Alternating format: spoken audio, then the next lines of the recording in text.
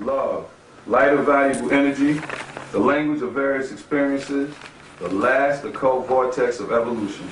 Love is the most ancient or original religion. It has no visible temple, nor any readable scriptures. It is the root underneath which nourishes and spirituality is a branch, and religion is a leaves.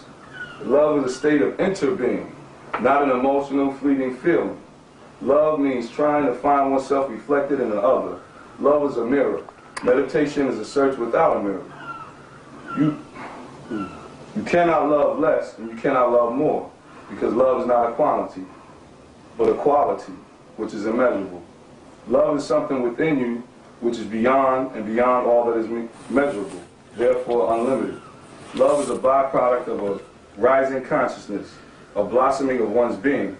Love is the ultimate value, the final flowering out of the shadow of risen light of consciousness. Before you attain to it, you will have to disappear. When love will be there, you will not be there. You and love cannot exist together because love is a full quantum state. Love is both an impelling and compelling motive for manifestation on individual and universal levels. Love is the synthesis or perfecting and blending and balancing of all dualistic perceptions, the summation of all polarities. Peace, everybody. I read that from The Functionary by our brother Dr. Blind, Professor Emeritus. Y'all can get a hold of this book, it's off the hook. The brother did some serious research. Well, we here with our big brother Bobby Hemmitt, live from Atlanta, here with Alchemic Productions. And he's going to give us some on love, and this tape is a universal tape. It's for people that's in love, out of love, want love, trying to find love, don't want love, don't want to be loved, love somebody they hate, but it's for everybody. So without any further ado, I'll bring in our brother Bobby Hemmitt. I'm glad to be back in New York City, a place that definitely needs love. 8 million stories that might be about love, past loves. Either you know somebody that's in love, or you know somebody who has loved before. You know someone who fights love. You know someone that is afraid of love. You see. But ultimately, love will conquer all, not in a metaphor, but as the vortex, like Dr. Blind said, the last vortex of reality, of disillusion, of desolation, abomination, and the land in where we are going. To give you a little bit about that, when you fall in love, you're actually feeling in a glimpse of the place where we will be ending up. You are feeling the other dimension, the other realm, in which all religions have talked about, the hereafter, the day that be with us, the upper room, heaven, and all of those things. We might add that we're going to talk about love and sex, because the name of this is the magical, metaphysical mysteries of love and sex. And so we're going to be dealing with both of those. But as we say, love is the last frontier. But I want to take it off of the cliche level when people say, oh, we need to love everybody, or oh, love is the key, and all of that. This word has been overused. And a lot of times the scientific analysis or the metaphysical information never comes with it. So it becomes this empty word. And we'll show tonight these mysteries of love, as well as me being in love myself. Oh, man. One of the second phases of what I call the cosmic love phase. And it's interesting because this just happened within the last couple of weeks. This happened damn near overnight. So I want to dedicate this particular tape to the Sister Linda Latin, also known as the Mystical Babylonia. I will get into the science on her and the science on how I got hit over the head, nose wide open, beat down, but this love also being reciprocated. You know what I'm saying? On that particular level. We're not talking about a one-sided thing. And we're not talking about anything negative. We're talking about something that's divine and something that is balanced. We're talking about Mayat. So we'll deal with that particular aspect. So in order to do this, the first thing we need to do straight up is the pour the libations as we do to get the energy started. All right. As you know, we have the rum. This is the Don Q Gold is what we are spitting today. Something that I hope these particular entities like. You know, you can bring me that cup right there and I can pour them a little bit also. All right. Put it right here. That's nice. Right there. See, that's as you can see, that's a vesica shape, which gives us the mighty yoni that you know of as the vagina, which we should be worshiping at this particular time. You see what I'm saying? We will get into that. But then again, the functionary said, one of the ancient religions, you know, one of the ancient religions. So let's give them that in the yoni, which is the vesica, the yoni, which is fitting. And also, let's spit 4 ways and bring in the entities, the gods.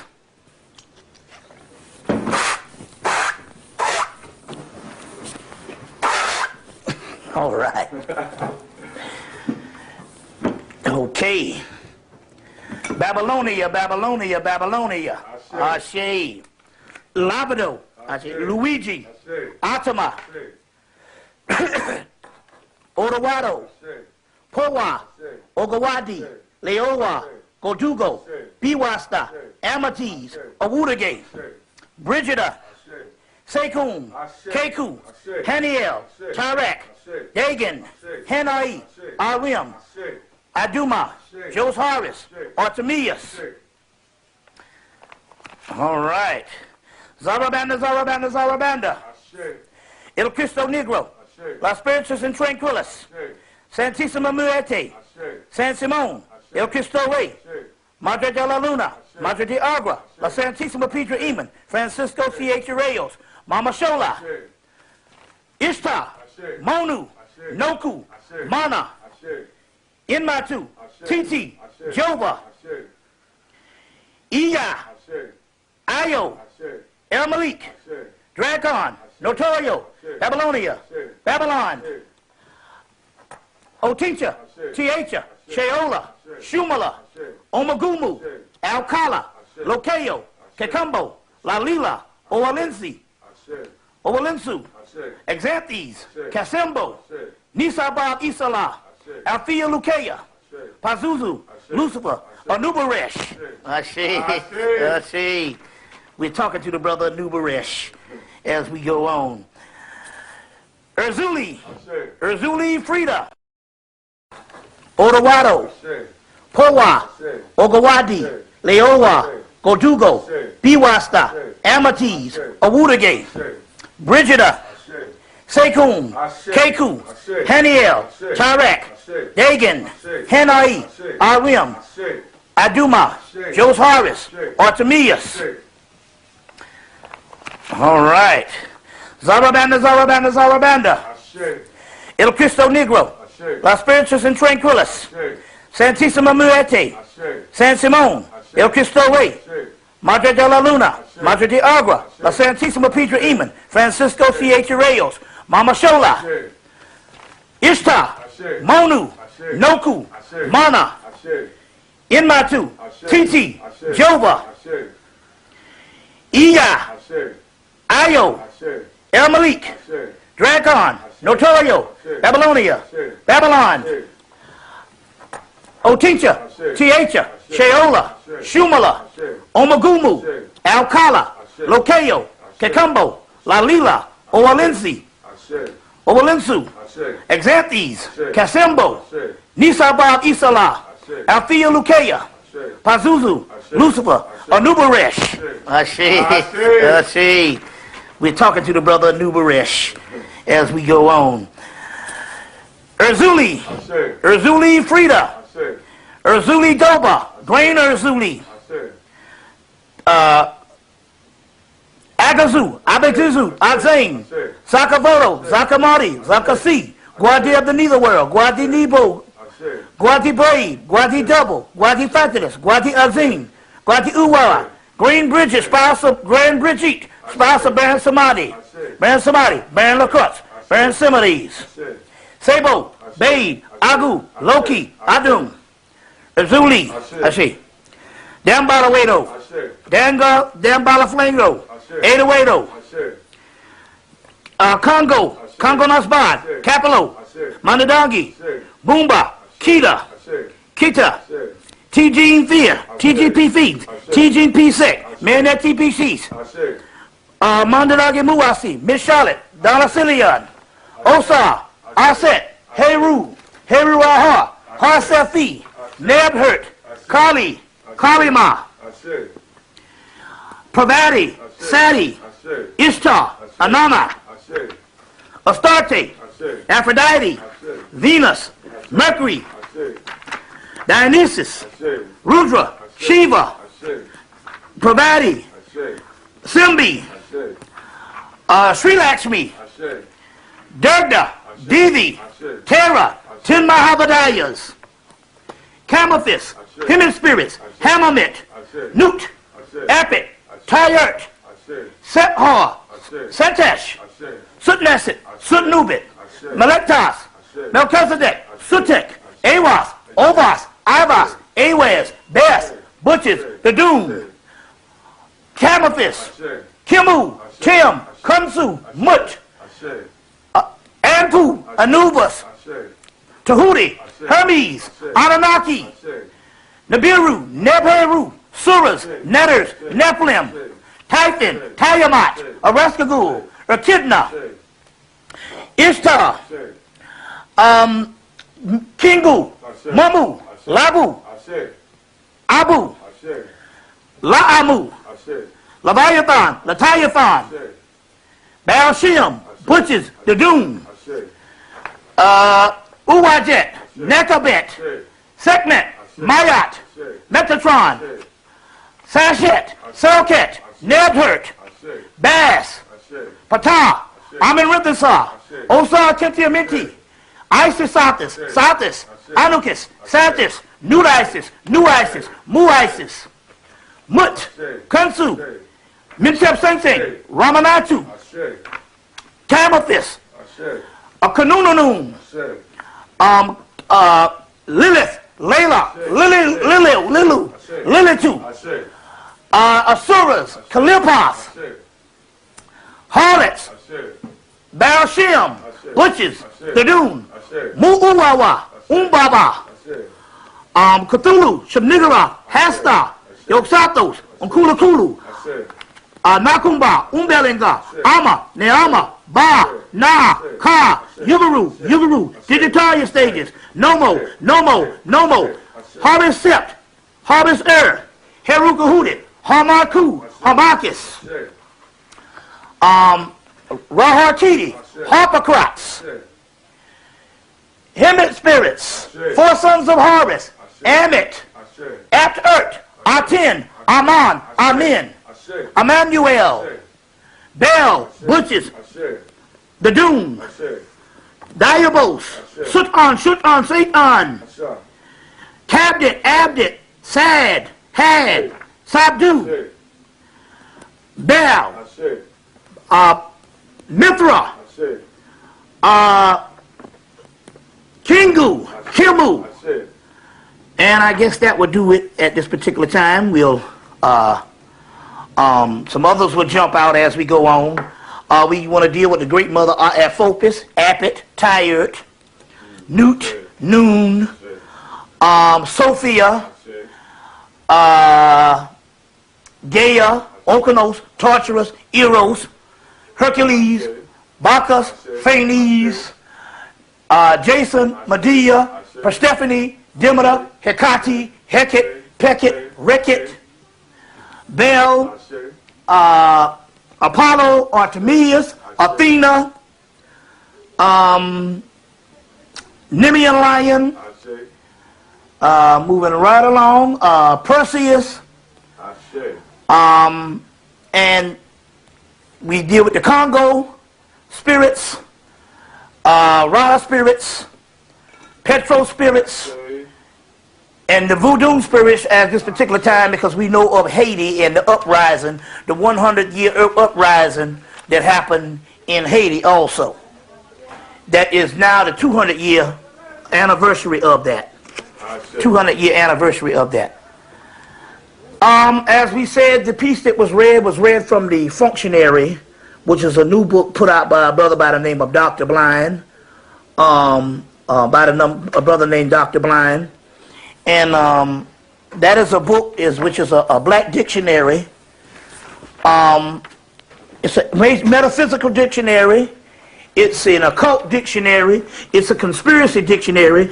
It's a money dictionary. It's a financial dictionary. It's a folk dictionary.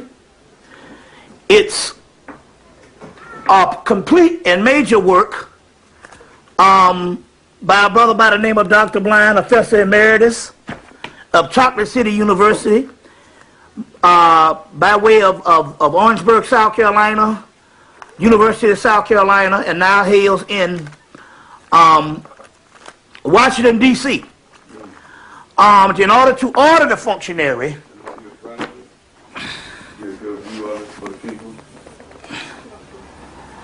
you want to call Dr. Blind's cell number 240-447-6146. 240-447-6146. This is Dr. Blind. This is the prototype copy. It is off the hook. This is also a picture of Dr. Blind. Everybody get this book. In the back of the book.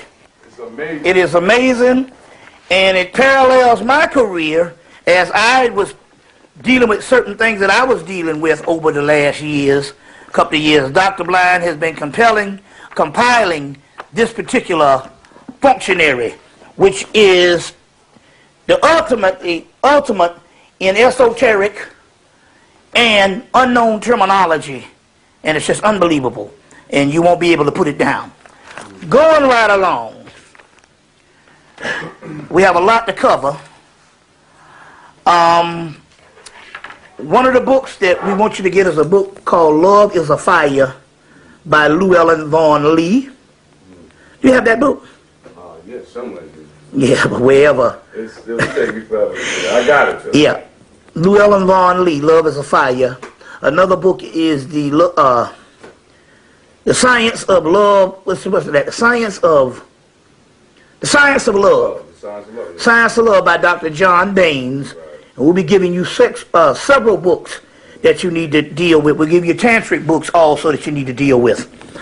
That you also need to deal with also. To start off with this, we must understand that what we're talking about here is more of a cosmic force. It can't be explained. Now, it was said in a college class I had one year. A black guy by the name of Dr. Latta Thomas used to teach at Benedict College. And he was a preacher. If there's anything profound that the preachers ever said, this is one that was the most profound thing.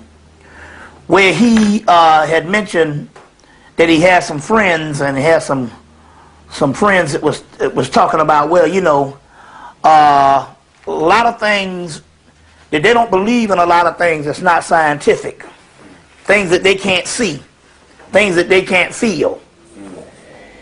And so they was getting on him about the concept of spirituality and spirit. And in order for him to win the argument, he said, well, how do you explain love? What is this thing?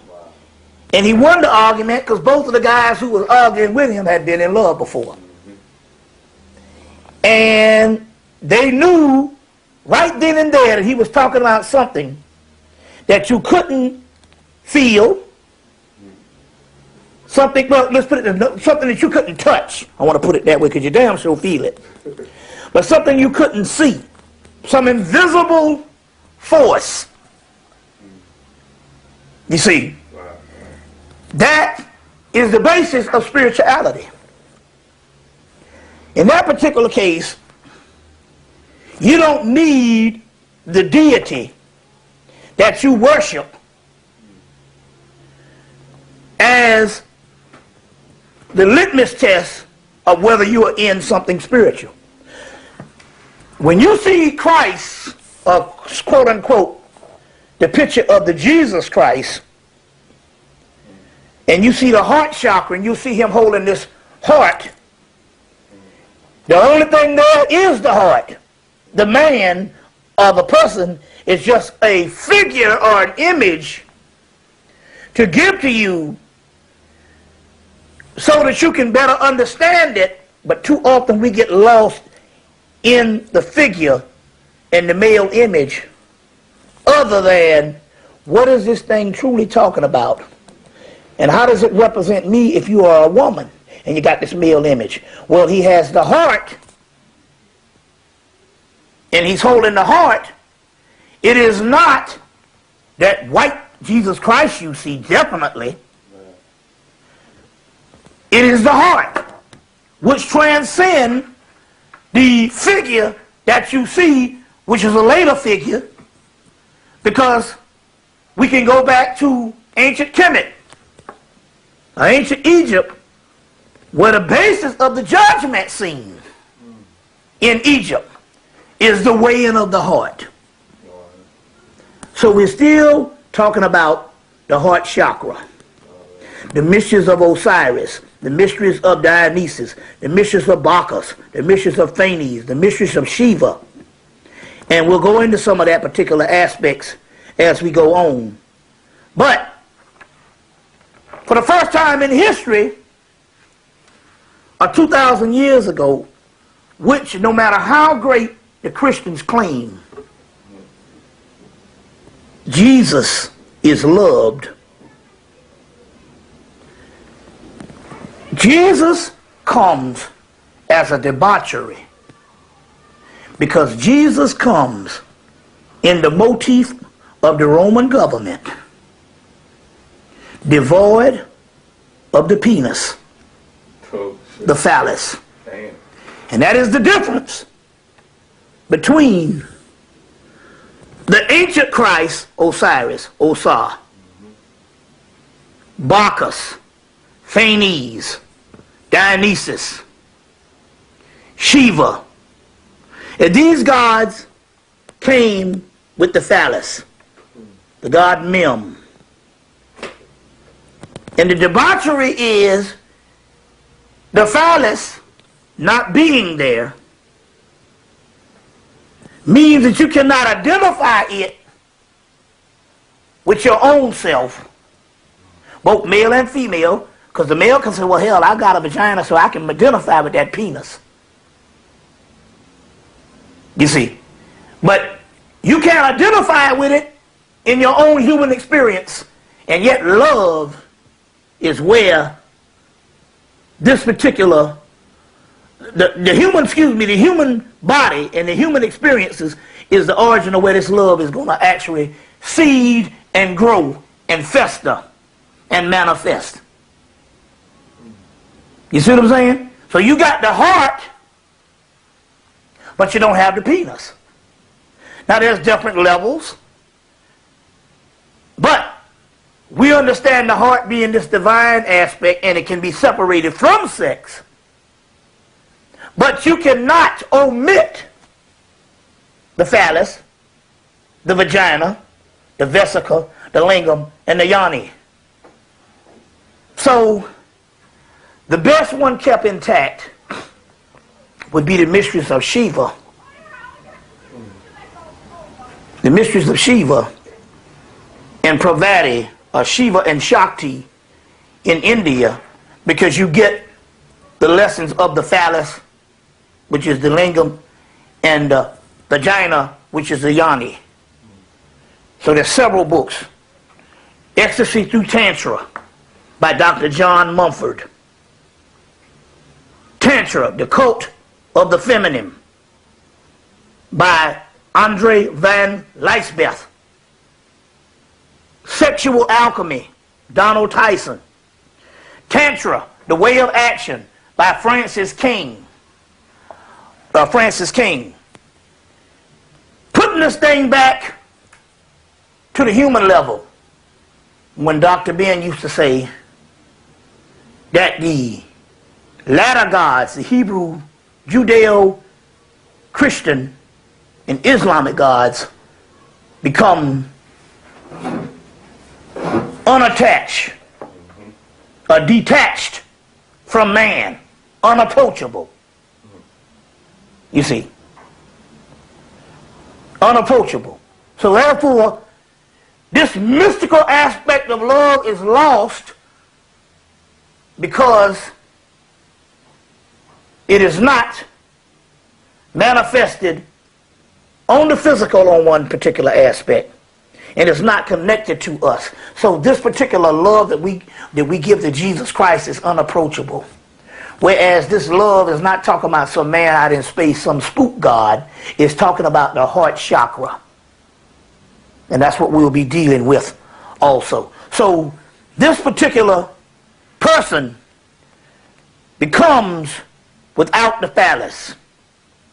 It comes without the divine aspect of the male organ, since we're talking about this male Christ. But we can't separate this thing here, because we can't separate this from the female aspect, because we also know that the female aspect is also has a lot to do with the Virgin Mary, which is nothing but the ultimate Aset or Isis mysteries. The whole book, Isis in the Greco-Roman World. Here's a new book that will explain a lot of that. It's called Isis Magic, by this word, Isidora Forrest. M. Isidora Forrest. Cultivating the relationship of the goddess of 10,000 names. Ultimately, a lot of our female mistress of Sophia, the female mistress of Mary, the female mistress of the Holy Shekinah in the Kabbalistic mysteries, is coming from the Aset mysteries, which her temple, the temple of Philae, ironically was the last temple to close in Hemmitt. Wow. And after it closed, Europe went into a dark age. But before it closed, they took 100 years to translate from Metanetta into Coptic, Hebrew, Greek, Latin, Aramaic,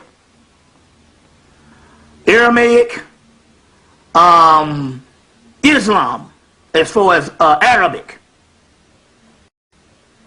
They translated the Metanetta into the existing languages of the latter days before that temple of Isis closed. So it's documented in groups of studies that came out in the early 1990s. Symposium called the Alexandria Symposiums, where they came together and they brought out all this stuff that the Europeans was holding on to for years, more and more of these conferences and stuff that came out of the Library of Alexandria. And as a result, they came out with these particular books. And in one of those books, they go into how all of this stuff was translated into Metanetta. And that's how we get a lot of the mysteries that we have now. So, despite what people think, the people didn't come in and steal anything. How could you steal something from a people and you don't know how to read their language? Right. That means that those people had to systematically and on purpose translate this stuff from Metanetta.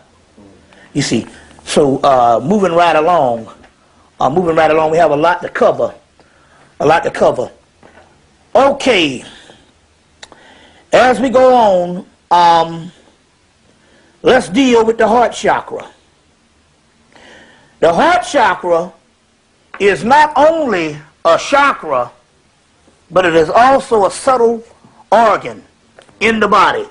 Here's a book called Theosophia by Arthur Verse Lewis.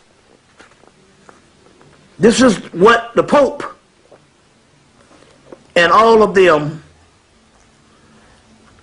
worship. This is the true meaning behind the papacy. If you look on the back of the book, you will see a little heart. Yeah, I see it. With an eye in the middle. Let me get it. I got it. See it? Yeah. The heart with the eye in the middle. You see. Now, what's that significant of? it's the heart chakra, but it's also the all-seeing eye. Right. So we're also talking about consciousness. Now, yesterday, I did a lecture yesterday, and in the lecture, I explained in this particular book, this is a book called Kundalini Evolution and Enlightenment, edited by John White. And I showed this particular diagram of how consciousness rises up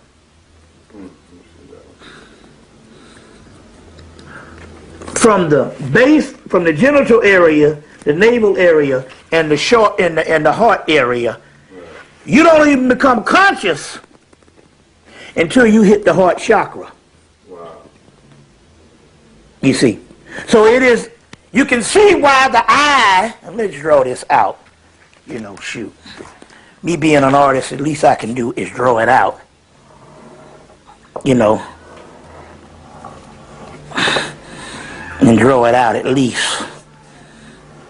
And where it has the eye, I'll put the eye of Heru in it for the people.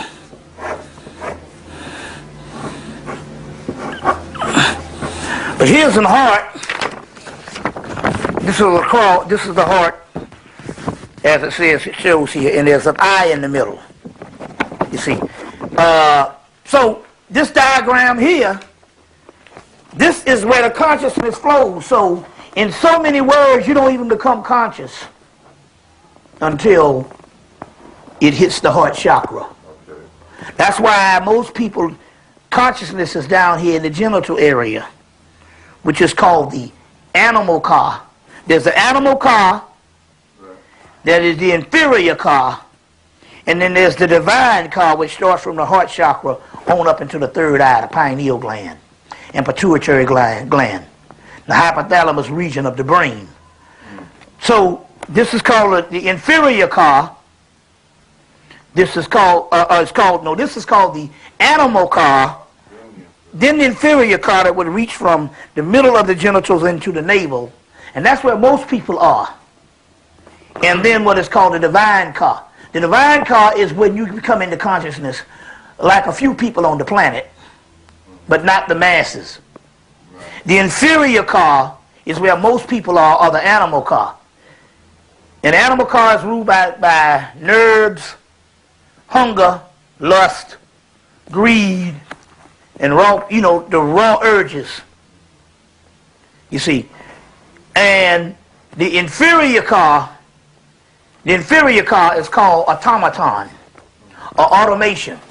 So you can have highly educated people, they are automated by society, they're just running on what was taught to them in the context of their experiences down here. and what is provided for them based on what part of the civilization they are in. So whatever your civilization is and whatever is provided for you in your particular civilization, in your customs, in your culture, and whatever, is where they are in automation or automaton.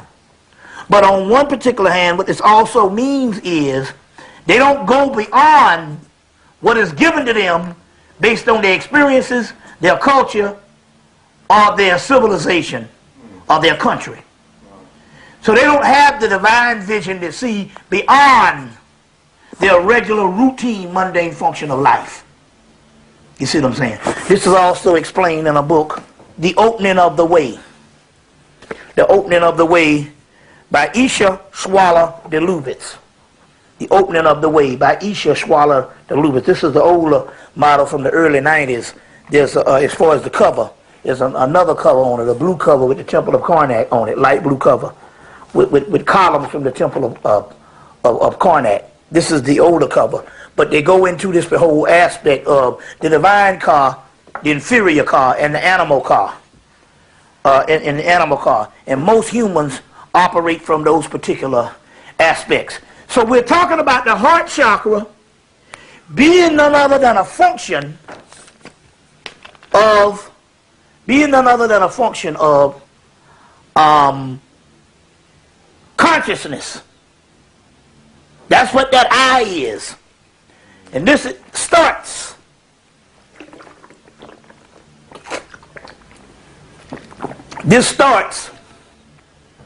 the consciousness.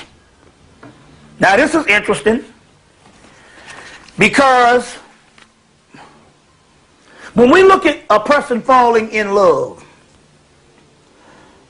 for a brief period of time, whether they use the ego, whether they play games, or whether they let it annihilate them, the annihilation is the object, and I'll explain that in a few minutes. Either way, they must admit, whether they fight it or not, that they are not the same as they were before they fell in love. It is something that alters and changes a person. And it is the driving force that will get a person to do something that they normally wouldn't do. And you know it's a form of consciousness because it usually happens when you don't plan on it. You know what I'm saying? So some people say, I choose to be with this person because I want to fall in love with this person. But it doesn't necessarily mean that they're going to fall in love with that person. You know what I'm saying? Right. And it could be some person that you might not even like that you fall in love with. You see what I'm saying? That you fall in love with. You know? It might be some person that you don't even like. You've heard people say, I love you, but I don't like you. That means what we're talking about here is, we're talking about a force that is outside of your regular function, your regular thoughts, in your regular schemes, your regular plans, and your regular ideology, and idiosyncrasies. You understand what I'm saying? Yeah. Which is a good chance now to ask me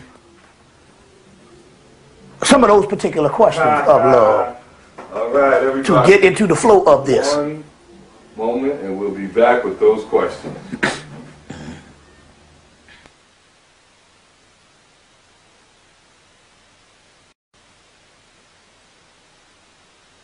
All right, we back, and we got these questions. All right, starting off. The first question, most of these questions was from sisters, man. Yeah, good. Because sisters is the one who really are open to this. Well, first of all, before we do that, I want to tell people about a certain amount of things. That's right. It's more than fitting to show you this particular picture right here. And show you what went on. This is a picture that is a picture of a woman from 1851 is when this picture was done. This is all connected. It's all connected. Now, The guy who did this picture is by the name of Charles Henry Joseph. And he went to the Sudan in the 1800s. This was actually 1848. And he went, and you get a picture of that? See, yeah. Let me know if it's the glosses on it or not. That's right, that's right. Okay, good. And he did this particular picture, and it's called, the guy's name is Syed Abdullah of the Mayak Kingdom of Darfur, Sudan, 1848. And he did this particular picture of this particular Sudanese king in 1848. When he was in the Sudan, he saw this beauty. He saw this beauty. And he was so smitten by her that he went back 4 years later to capture her. These are all in bronze statue. That guy and Henry Joseph. His last name, excuse me, Charles Henry Joseph Cordier, Cordier. Charles Henry Joseph Cordier, French. He lived between the time of 1827 and 1905. So next year would be his 100th year birthday. Excuse me, his 100th year, the 100 years of his death, let's put it that way. This person, he was so smitten by her beauty until he named her the African Venus. Now you go down to the table right here, and you will see a veve of the goddess Erzuli, who is also the goddess of love. You see. Now, we also see on this wall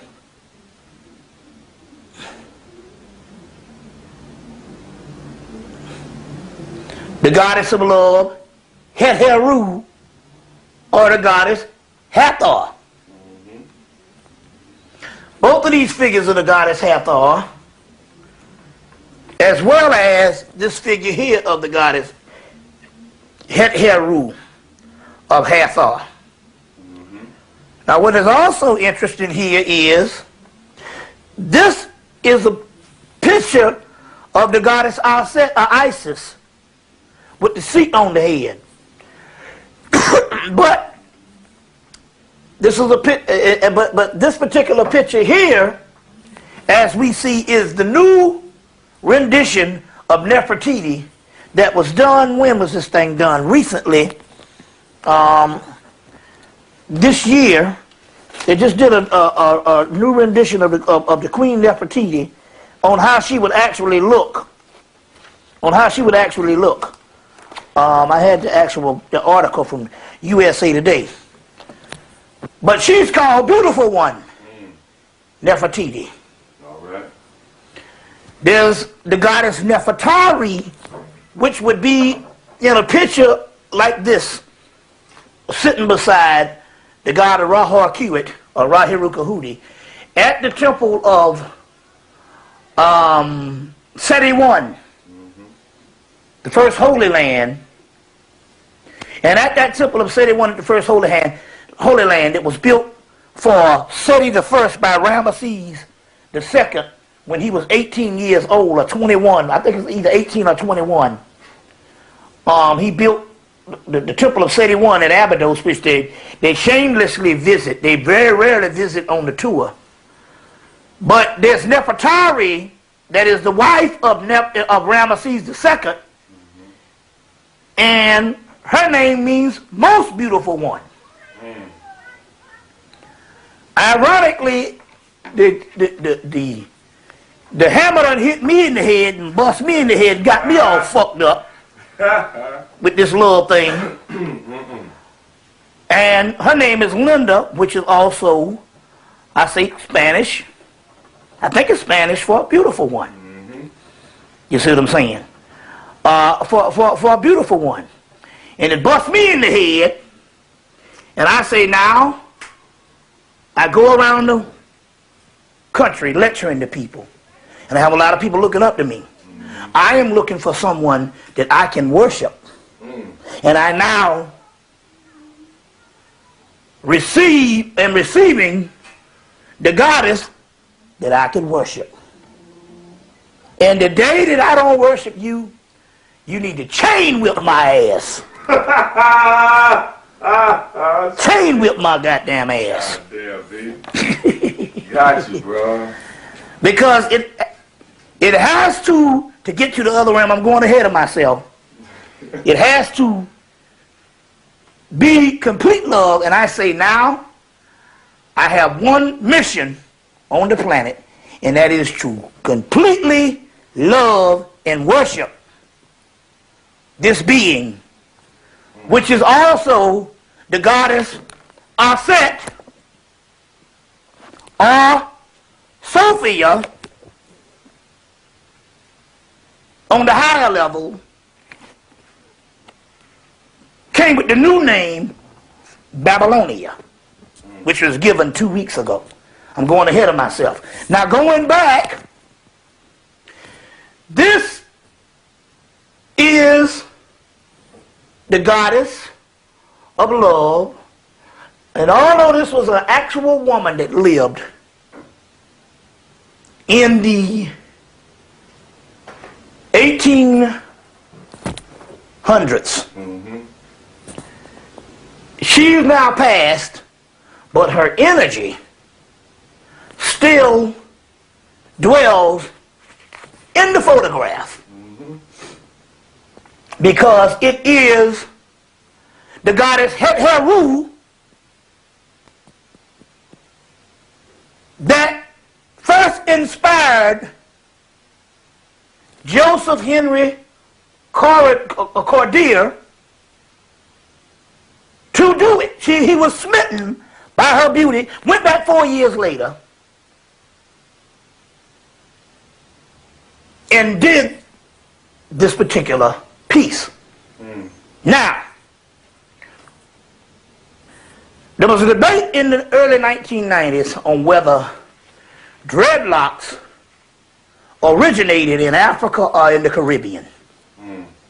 As we can see, and you can blow this up and you can zoom in or whatever, that it is clear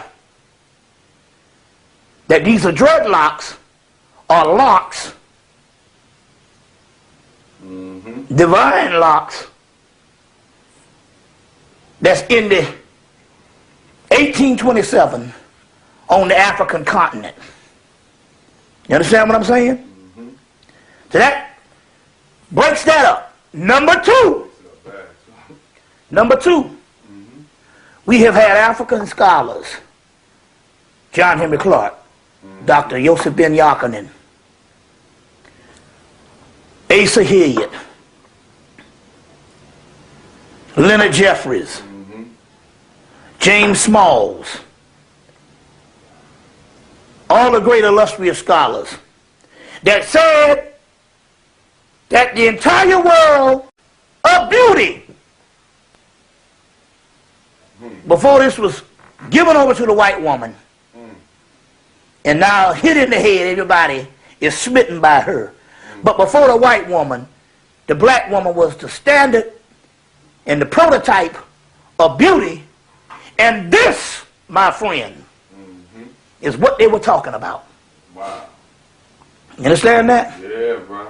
Now, when I went to the museum in Baltimore, she called on me. And she said, come rescue me so I can show the world and show her to the people. I I know that I went to see the Eternal Egyptian exhibit, but I know that I really went there. I saw that in Kansas City.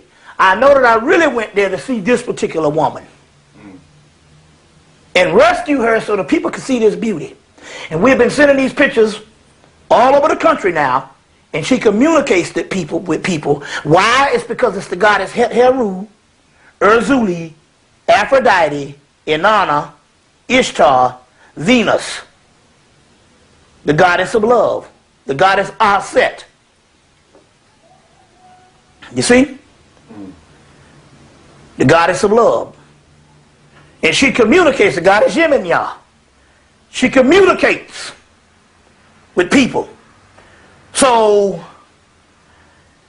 if you want one of these, you send me, because we've been doing it, because what we've done now, I know I'm going to put my little sales pitch up in there, but we can do this. Straight up. Fuck that. Man. People need that shit. Because, like I said, because like Baba Shanga said, our African scholars are dying in obscurity, being broke. Now, you can help me out, because I've never begged for no damn money in 12 years, but now you need to help me out. Now, in order to do this, we put it on the same museum paper. So it's not going to be this color Xerox, this paper thin. It's going to be, I had to go find some printers down in Atlanta that would print this thing. So now, the going price is $20 a copy, which I don't mind asking the people, because niggas spend money on anything they want to spend money on. See what I'm saying? Right. So it's $20 a copy, and you can get the set. Either the brother, because since we're doing love, you get the brother for the energy, which also has dreadlocks. And you get the sister. Now, don't miss out on it, because we got people that's calling and ordering. It's slow now, but it's getting ready to pick up, because everybody who sees this, they're smitten by it. So you can send a money order to 1766 Rogers Avenue, Atlanta, Georgia, ROGERS, Rogers Avenue, Atlanta, Georgia, 30310. That's Bobby Hemmitt. Send the money order in the name of Robert Hemmitt, ROBERTHEMMITT. Well, at the end of this, we're going to hold up the love fund. That's right. Because it's like sitting at a lecture. Right. Stay at home, and they're going to be able to send that to you. Send it. And to 1766 Rogers Avenue, All right. Atlanta, Georgia, 30310. Get a postal money order, and you can either send this thing to get the 2 pictures, because I know some of the people, I need fucking money. I'm begging now. I'm going to be like a crack man now. I'm going to be like a crackhead. Every time you see me, you can turn the other way, because I worked for 12 years and didn't ask for shit. Now, goddamn it, I'm coming with my hand out. So when you see me, you better walk the other way, because I'm begging. Because I'm not going to end up in the poorhouse. And I did all this magical work. Now, you can get the, but for those people who don't want to send, because you can also just send me some money for the love fund. At the end, we'll do that. Yeah, but if you want to buy something, you send $20. They're $20 each. Because what I had to do now is to go get it produced, because the regular Xerox didn't come out that well. It didn't come out well. So in order to get it produced, I had to go to some printers to print it. And so you're getting the actual reproduction. Of what comes out of the museums. I want to put that there. And this is the goddess of love. And the goddess of love. All right. Isis, Erzuli, Ishtar, Inanna, Astarte, Venus, and Aphrodite, the goddess of love. We want to deal with that. What was that one in that corner over there? Which one? That one right up there. What was that? That's That's not tea. I think that's green tea. No, it's not. No, it's not tea. It's can't think of a name right now. You had it. I had it. I can't think of a name right now. It slips me. It's not tea, but it's something. It's not close from that era. She's here with us. Yeah, she's here. Yeah, she's not close from that era, but some people will know and they will name it when they get the actual tape. Right. So at this particular time, what we want to do is we want to get the questions down. Right. Like I said earlier, most of the questions was given by women, and of course we're gonna go with first question is it possible for two people who love each other to absorb the other person's energy, negative energy, who they're with, like the other person's shortcomings, could they cancel it out?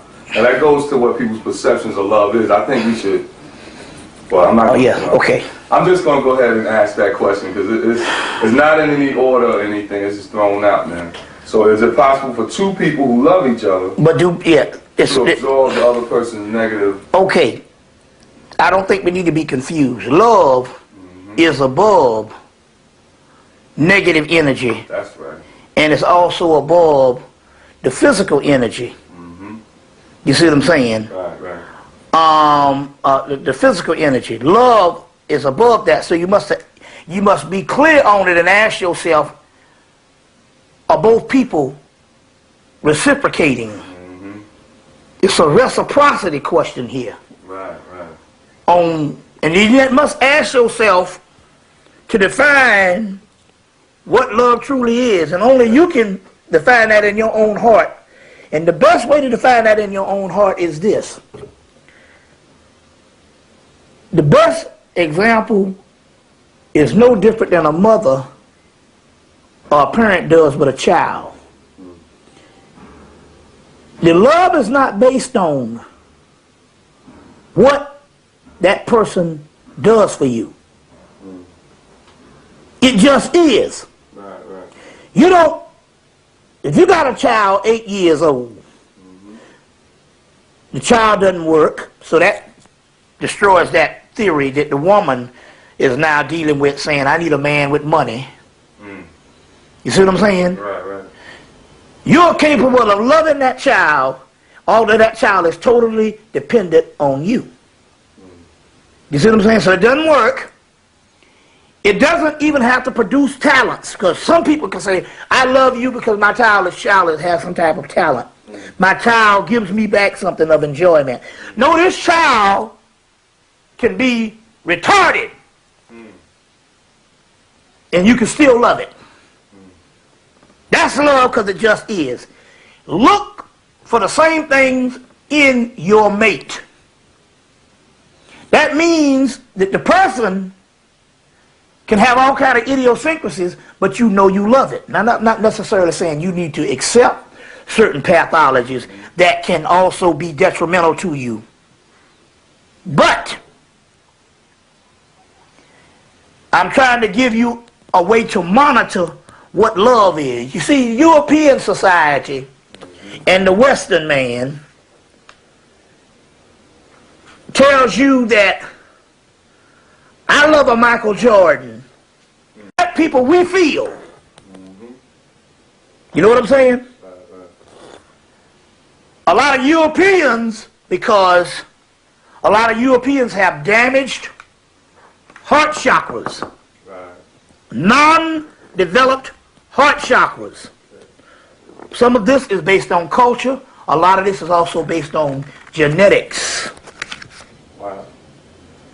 You see. As a result, they produce a culture that is not based and is rooted based on the heart chakra. So the love is like, I like my car.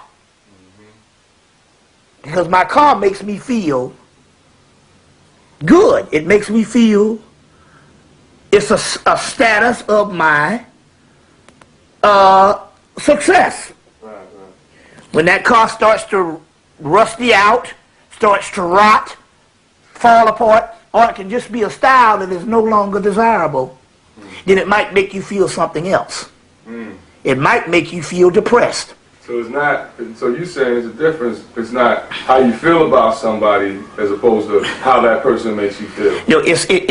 It's love is based on how you feel about a person, regardless of how they make you feel. Or how they make you feel. Okay. The false love is you're taking into account only how that person makes you feel. Gotcha. You see the difference? All right. White folks, which is a great example, because we live in Western society, so we don't need to fuck around. Right, right. See what I'm saying? Yeah. I'm making this tape for love for my people. Right. You understand what I'm saying? Because this is what we have to deal with, because our people are at a deficit and at a disadvantage because we can't come together as male and female. Right. You understand what I'm saying? Right. So let's not be funny with this mess.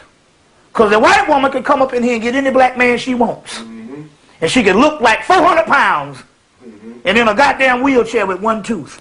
And can get a nigga. Right. A nice looking brother. That's how savage we are. Let's not be funny with this man. So this tape is not about white folks. Right, right. Now I know some people say, well, how can you make a story about love and you don't include all? Because we're not talking about some false love or people that I don't know. Right, right. We're talking about the people that we come in contact with. And in this particular case, the people that share the original energy when I get into this stuff. Okay? All right. When I get into this stuff. I think you have to get another tape because it's going to be a long one. It's going to be real long. It's going to be an 8 hour, goddamn it, maybe a 10. Maybe 10 hours, but... Now. Okay. But the point I'm trying to make is this. White folks will like a Michael Jordan because he has made them feel a certain way with his talents. But yet, they got people that's locked up in prison for fitting the description that look just like Michael Jordan. Yeah. You understand what I'm saying? That's right. That he is the same prototype of the man that's jumping up and down on the basketball court. That is love. We want to be like Mike. Is the same prototype that they lock up every day just for looking a certain way. Am I bullshitting or not? For real, that's it. You see what I'm saying? That's right. They pay money to see all these entertainers and athletes. But yet they come from the place that produces the entertainers and athletes. We got thousands of them. With talent like that. With talent just like that. Because anybody in the NBA tell you the best ball players in the NBA never went to the NBA. That's right. But my point here is Michael Jordan has produced a certain talent, a certain style to make them feel a certain way. So they can exclude him from the people that they lock down every day in a Holocaust. You understand what I'm saying? So white folks who run European society and European society in which we have found ourselves being caught up in tells you that you love only based on how a person makes you feel. And the love we're talking about just is. That's true love. Beyond feelings. Beyond feelings and even beyond looks. When you truly get into this particular love, you'll even fall in love with a person's flaws. Now I know this because I spent 7 years with a girl or a woman 11 years younger than I was. We got together, I was 31 and she was 20. And she had no flaws. Beautiful. Nice, beautiful breasts. Nice complexion. No flaws on the body. And I was with her for 7 years and was content. And didn't necessarily mean I didn't love her, but I saw the dichotomy, or I saw the comparison whenever she did depart and we went our separate ways. That was an agreement. We didn't break up. It was spiritually time for her to go. And my age catapulted me into the 40s, because I was like 38, 30, going on 39 at the time. So the range of women that I would deal with would be in their 40s and even in their 50s, 50 plus. And as a result, I've had two contrasts of youth within a couple of years, and I could tell the difference. I could tell the comparison. And to whereas I was smitten by the sisters that had the age on them. As a matter of fact, that's what turned me on the most. Now, although I'm using something physical, but I'm trying to say here is, love can do the same thing, where you can actually become smitten, admiration, or a love for just the flaws. Because you're dealing with the essence that is hovering over. That's what this stuff, we'll go into some of this is about. And that's what love does. So on one way, we're talking about something above the negative energy what the sister was actually talking about. What the sisters are actually talking about. So in so many words, again, the real origin of that is the same way you look at a child. It's how you feel about somebody other than how they make you feel. Now we know this for a fact with white folks in the office. You come and you in the morning time you say, "Hi, how you doing?" They say, "How you doing?" And you go on about your business. You come back a few minutes, you might see that person again, and you might go, as a black person, "How you doing?" We greet them every time.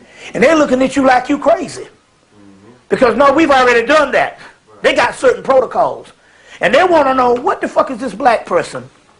Every 5 minutes he got to say something to me. It's just that black people, we go by, we feel. So by we feeling, we engage in contact. That's why black people might not necessarily like you, not because of your political affiliation, you see what I'm saying, or any type of thing that you do, your worldview. They might not like you just because you don't make them feel a certain way. No, excuse me, they can't feel you. That's the point I'm trying to make. Because the political thing, you can make a person feel a certain way based on your politics. Black people and indigenous people can go, "Oh, I ain't feeling you." And it doesn't have anything to do with your political expression, your style, or anything. You know what I'm saying? You can have on a nice suit. You can even be a person that tries to act nice. And they go, "Oh, I don't know, something ain't right about them. I ain't feeling them." You see what I'm saying? Right. Well, this is also the response of the love. Because what are we really talking about here?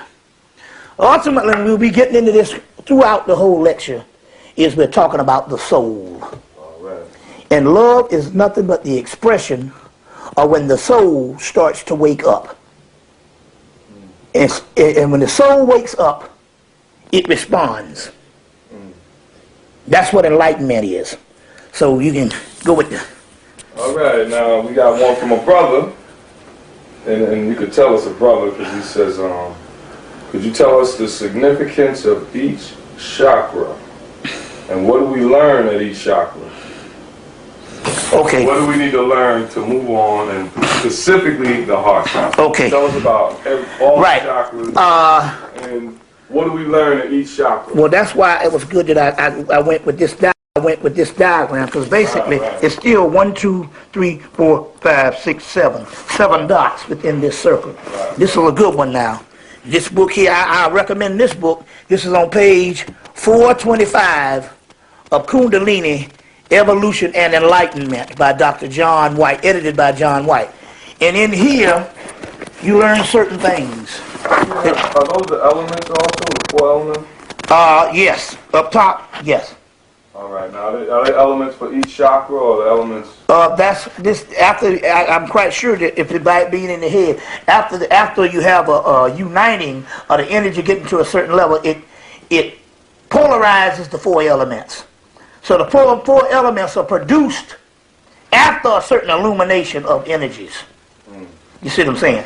Now, obviously the genitals are the raw. I talked about this on the automaton aspect, so I've pretty much answered the question. This is the root chakra, which is desire, raw lust, It can be greed. It can be things on how you feel, but you can't really direct it and stuff until you start going up to each level. Then you become more in charge of the forces that is down in the root chakra. So it's more important to think about the heart chakra, because this is the first time that these particular elements that is dormant in the root chakra become active. All right. And that's when you start feeling certain things. And that's why everybody is capable of love, even the people on the lowest level. You see what I'm saying? Now, if the heart chakra was up here, we'd be in trouble. All right. But thank God it's merciful. It's in the middle, so you don't have but a short way to go. And that's why we can fall in love haphazardly. You see what I'm saying, on a particular level. And then, as you know, this is the gateway that starts the enlightenment. And the enlightenment is what you deal with it. Now, what's the difference between love from an enlightened man than love from the average human? The average human is basically it had a simulation of this energy that rises to the particular heart chakra. But because they don't have the divine mind, what happens here is this can be very emotional. It can be set in several games we play. It can be political, and it can be things for a very short time. It's only when you define this in its rightful form that it can move on to the head.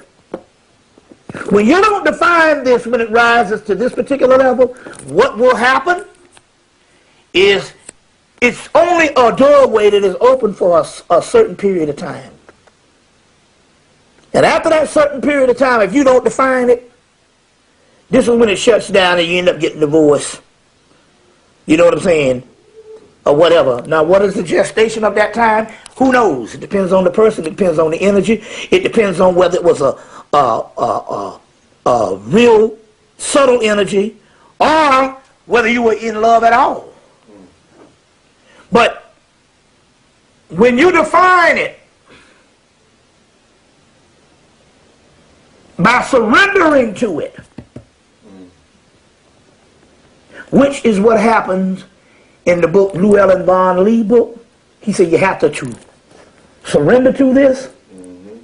It's only when you surrender to this that it can go on to the head. Now, me being a master myself, I am so glad to be sitting in front of you as an enlightened person, which I was humble for years, so I can earn the right after 12, 13 years to talk about this, but I'm only talking about it from my own experience. And my experience was the first time I did this and got to this particular level. Now, I was in love several times, but the time that I'm going to start talking about being in love will be from the period of 1989 up until now. The first time I was in love with a sister named Kimberly, I fought it for a minute, but I succumbed to it, I guess that's the word. And it ended up being a meaningful relationship where we learned a lot about knowledge itself and mutual respect. And to this day, we are best friends.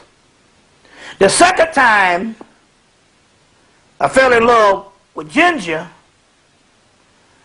again, it was for knowledge purposes. It was for mutual respect.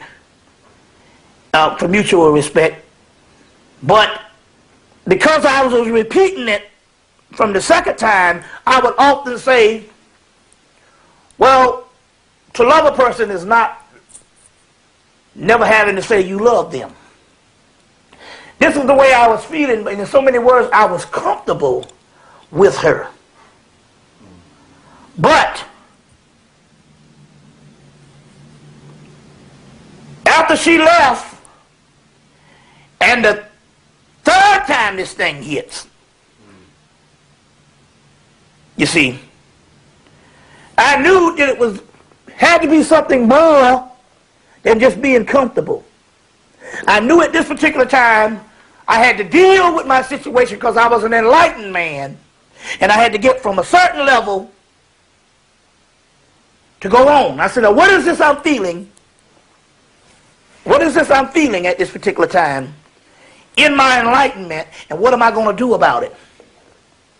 But what I did about it that time was, in order to get from here to here, I neutralized it in the particular aspect is I didn't play no games. I didn't play no games. I didn't fight it. I surrendered myself to it. And as a result, it went here. But it was only a doorway and an opening for the heart chakra to go above the normal aspect of love. So, after the energy cleared it out, or what they call a karma, burning up, because this fire comes up, and it burns it up after a while, I went to another level, and I was able to take that love and give it to who I wanted to give it to. And after that, I went through 11 sisters, and I could give them a portion of the love.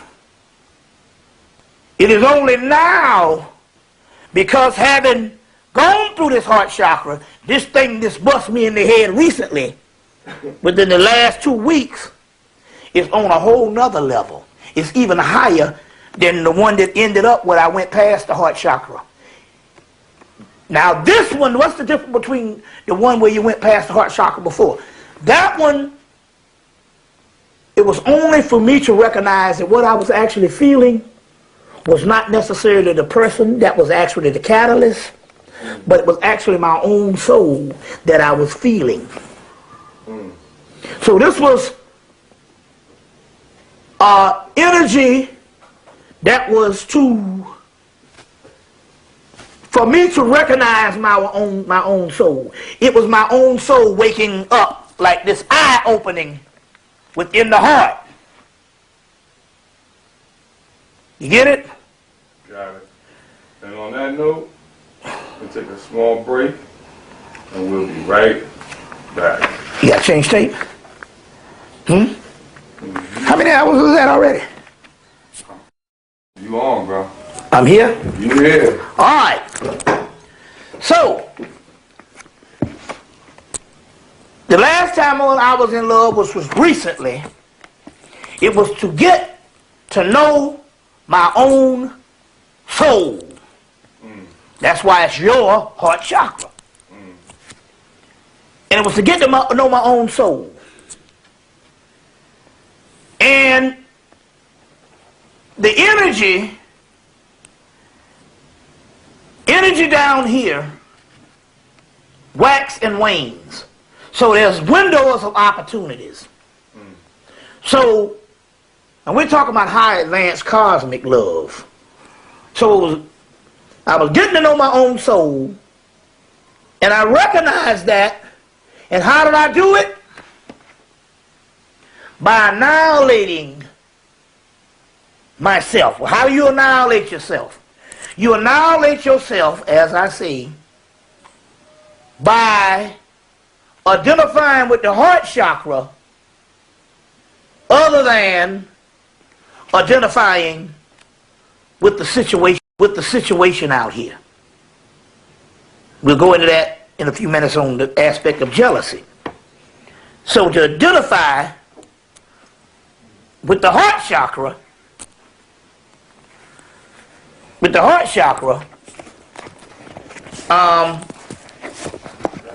I annihilated myself by going to the next level without paying attention to the situation that I found myself in and focusing on my own heart chakra. Now, once it entered into the head, which is this last part, has a lot to do with where I find myself now. But let me go back. We'll deal with that, where I find myself now. And that is that the energy now has come back, hit me in the head again, the Cupid's arrow. But now, because I am experienced in this and have gone through the initiations, I don't have to go back. As a result, I can take this energy and direct this particular energy in what it's supposed to be, because there's no idiosyncrasies. There's no identifying with Bobby Hemmitt. Bobby Hemmitt has been annihilated the last go around. So now it's in the head, and Bobby Hemmitt is annihilated, and now I can deal with the pure love.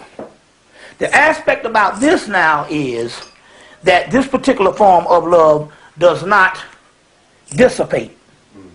It's the pot at the end of the rainbow. It's the pot of gold at the end of the rainbow. It is the Holy Grail. Now, what is the difference? What is the difference? It does not dissipate because the simple fact is, I am identifying with a cosmic aspect of my own half, my own self. Everybody down here has a double, a twin soul that you incarnated with. You see, that you incarnated with. Right. And everybody down here has one. The one that I am with now is the twin soul. So now, and only way I could get to that particular level to even receive it or identify with it or recognize it is I had to not identify with Bobby Hemmitt, go to no self, identify with the soul chakra, so that when this twin soul comes, it would be one and not Bobby Hemmitt plus this other person. So I had to neutralize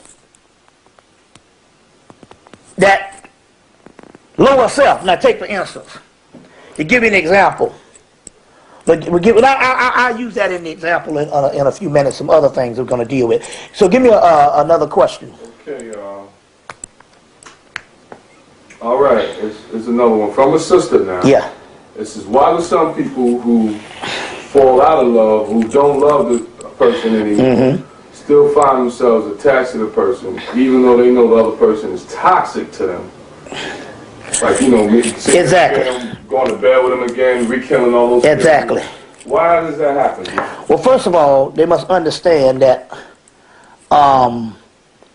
the person that they are with, when they first initially met that person only acts as a catalyst for you to get to know your own soul. The love is within yourself. Wow. So now, everything down here has certain catalysts, certain images, certain archetypes that will open you up or awaken you for a short period of time so that you can get to know your soul, yourself. That's called enlightenment. Now, if the person does not learn that what has happened to them is their own soul and the love is coming from within, then they will still identify with the person who was only a catalyst from the beginning, but they still think that that person's character, that person's, whether his idiosyncrasies or that particular person has something to do with the love that's inside of them, and they are wrong. So when they come back, it's the love that's inside of them has nothing to do with the person once the person is the initial catalyst. So as a result, what happens is they might meet that person a year or two down the road, a couple of years, and everything down here has symbols and images that will make you remember certain aspects of your life. If that person sees this person down here, or sees that particular person a couple of years later, what will happen is that image might catapult them back into a certain feeling or a certain memory that they had. And if that person doesn't understand that memory is only reminding you of your own heart chakra and the love from within, if they don't understand that, they will think that they're back in love with that person. And although that's wrong because that person is toxic and is a detriment to them, and that person has nothing to do with what they are feeling, but because they don't have the knowledge of it, they keep thinking that person is the actual feeling that they are feeling. Now take, for instance, there's a movie called Adaptation. Right. With Nicolas Cage and Meryl Streep. Now in that particular movie, Nicolas Cage is talking to his brother. And he said, you remember you was in high school, you was in love with this girl? He said, oh yeah, I was really in love with this girl. And he said, well, I walked up on this girl, and this girl was talking junk about you. Right. And teasing you behind your back. And the guy said, I knew it. He said, well, why you didn't say anything? He said, that was her problem, not mine. Right. I was the one in love. Yeah. And he understood at that particular time that the love had nothing to do with her actions. Right. It had something to do with him. And the love was in him, and he was not going to let her insecurities and her idiosyncrasies, you see what I'm saying, destroy the love that was in him because she's immature. He understood that how she made him feel was an image that was beyond her. It was actually coming from a higher level. And he was getting the benefit of that higher level. You understand what I'm saying? Because his soul was responding. So he said, however she thought about him, that was her problem. Had nothing to do with him. And that's a profound statement. It was one of the most profound things in the movie. You see what I'm saying? Well, that's what's going on at this particular time. The sister that's talking about that person being toxic, she's still didn't realize, or she doesn't know, that in actuality that person, the reaction that person did to make your heart chakra open was gone a long time ago. And this time it has nothing to do. Although you can meet that person and these old feelings can come back, these old feelings were inside of you all the time and never was him. You see, so that's how that particular aspect goes. That's deep, man. Okay, this is a good one here, man. A lot of people dealing with this. How do you tame or deal with the green eye monster jealousy? Is it in the mind or is it in the heart? Jealousy. That's two questions. First, how do you tame or deal with it? Okay, well, in order to answer the tame one about how do you tame, we have to get to the source. Okay. Jealousy is in the mind. Okay. Jealousy is all of your past idiosyncrasies, shortcomings, and all of your psychosis based on some trauma, based on some rearing, based on some event that happened in your life to make you incomplete. And as a result, your ego has to inflate itself just to protect you. And as a result, later on what happens is, because of some insecurities and incompletion, you become jealous. Now, how do you become jealous? The jealousy becomes because in this particular thing where you have your genitals to your head, this is energy and the flow of energy in the Kundalini. Right. The one that's on the front of the book. Right. Is that when the Kundalini energy or these primal energies start to rise, not only does the good stuff open up, but all the bad stuff start to rise also. Right. So if you have a person that you fall in love with, that make you're very interested in, that make you, this energy can be very emotional, and it gives you this great response.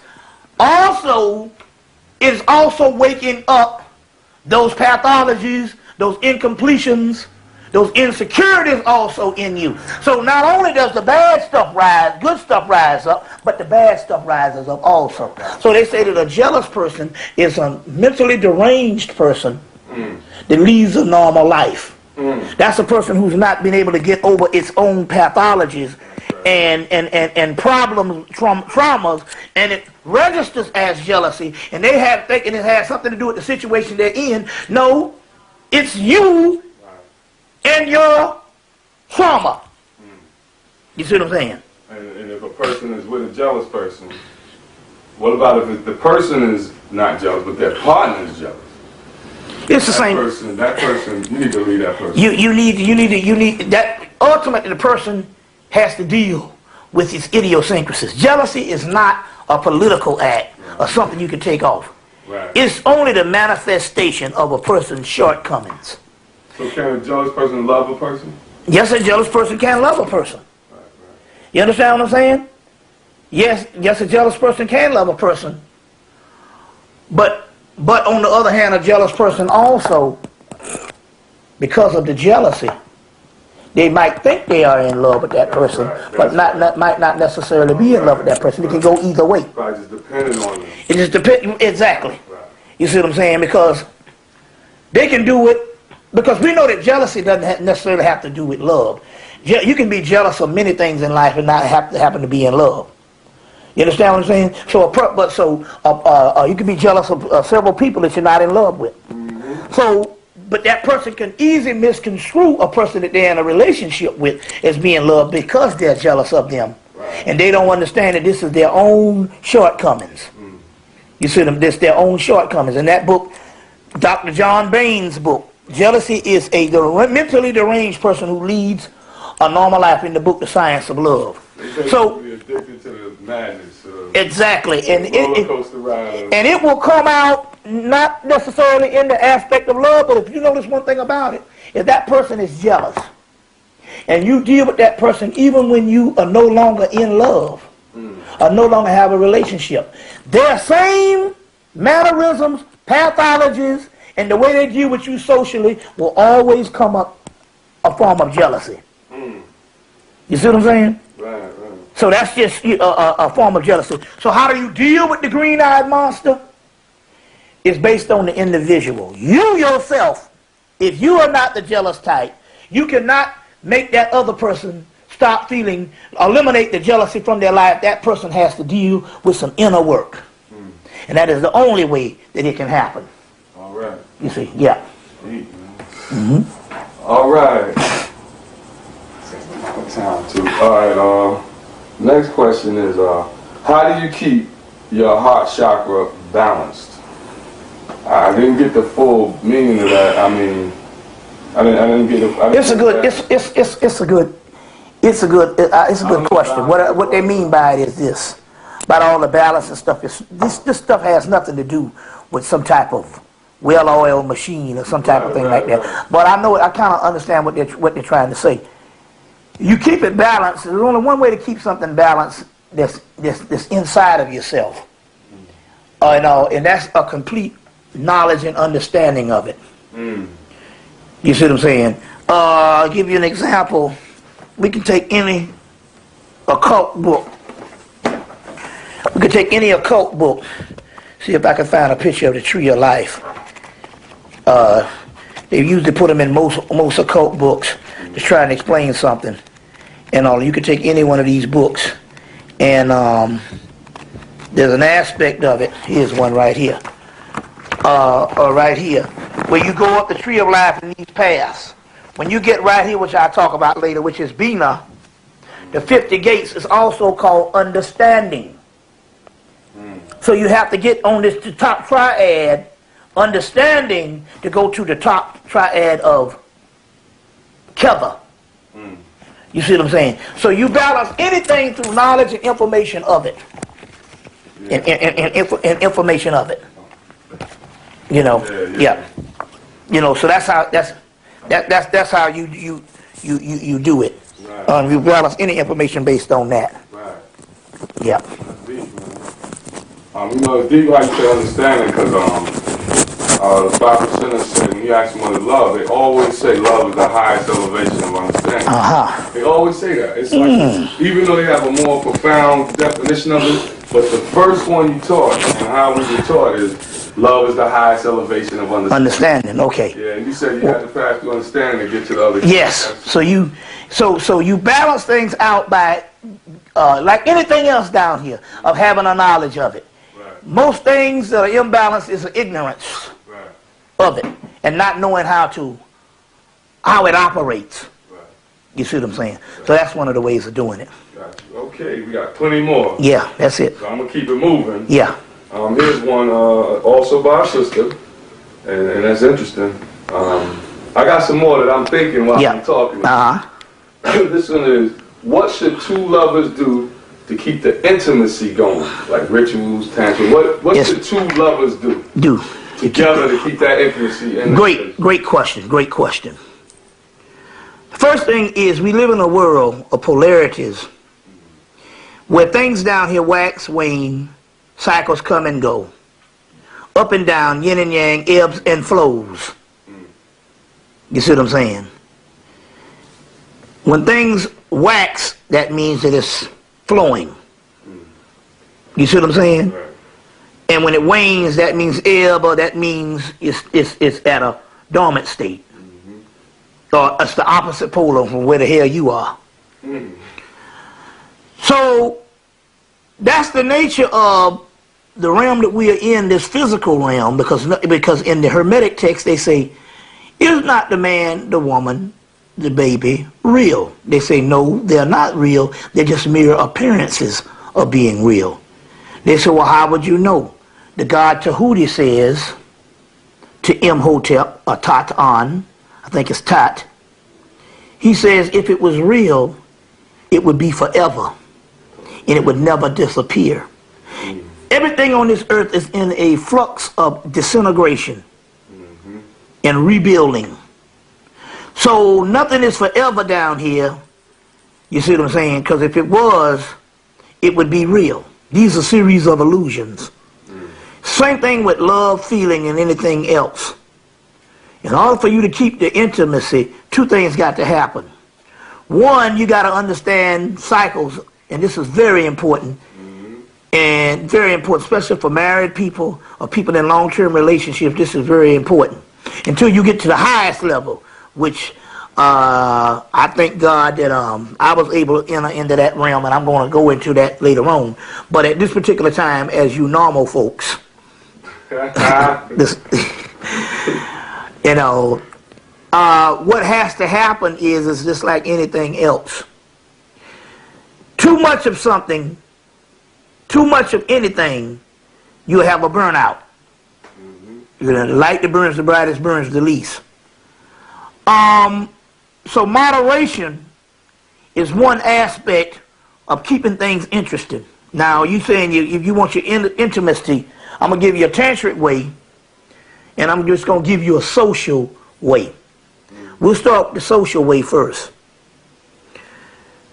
Man and woman in their highest civilized state, not the Western state, which is civilized barbarism. We are nothing but products now because we live in the Western world. And the people who fashion this Western world is only giving you a backdrop of their incubation period, which was the cave. Damn. So as the caveman, one thing happened, and this is the social aspect. Well, I'll give you the highest level first and can show you how it deteriorated or how we got in the opposite ends of the poles. In the ancient world, man and woman did not sleep every night in the same room, because cycles wax, wanes, and things can repel. If you're in the room and the energy is connected, you got it. But when the energy is stagnant and it repels, not necessarily because there's some things that's going on with your life as far as your behavior, your social aspect. No, it's because energy does that. That's just the way of this earth.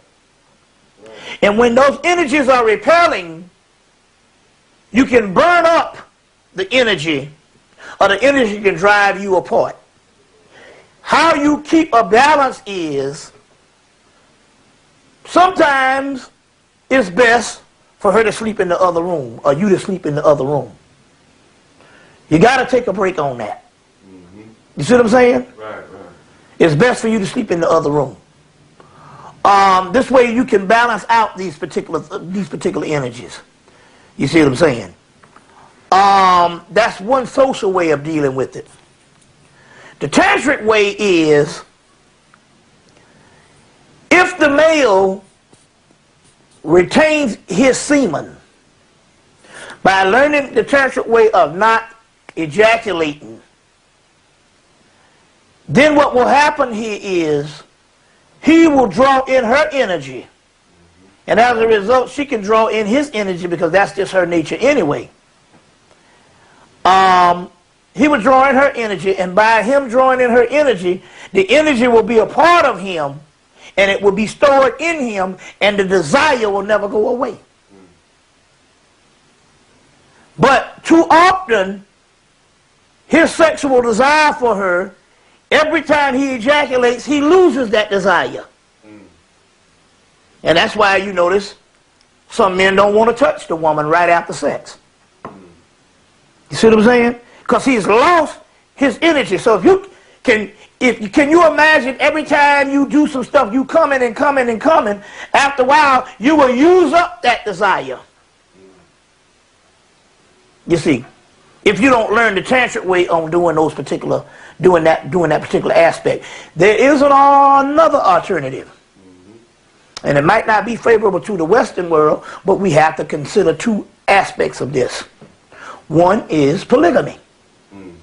Not necessarily in the marriage aspect, but not necessarily so many multiple partners, but it would be healthy to have. I'm just talking about an alternative.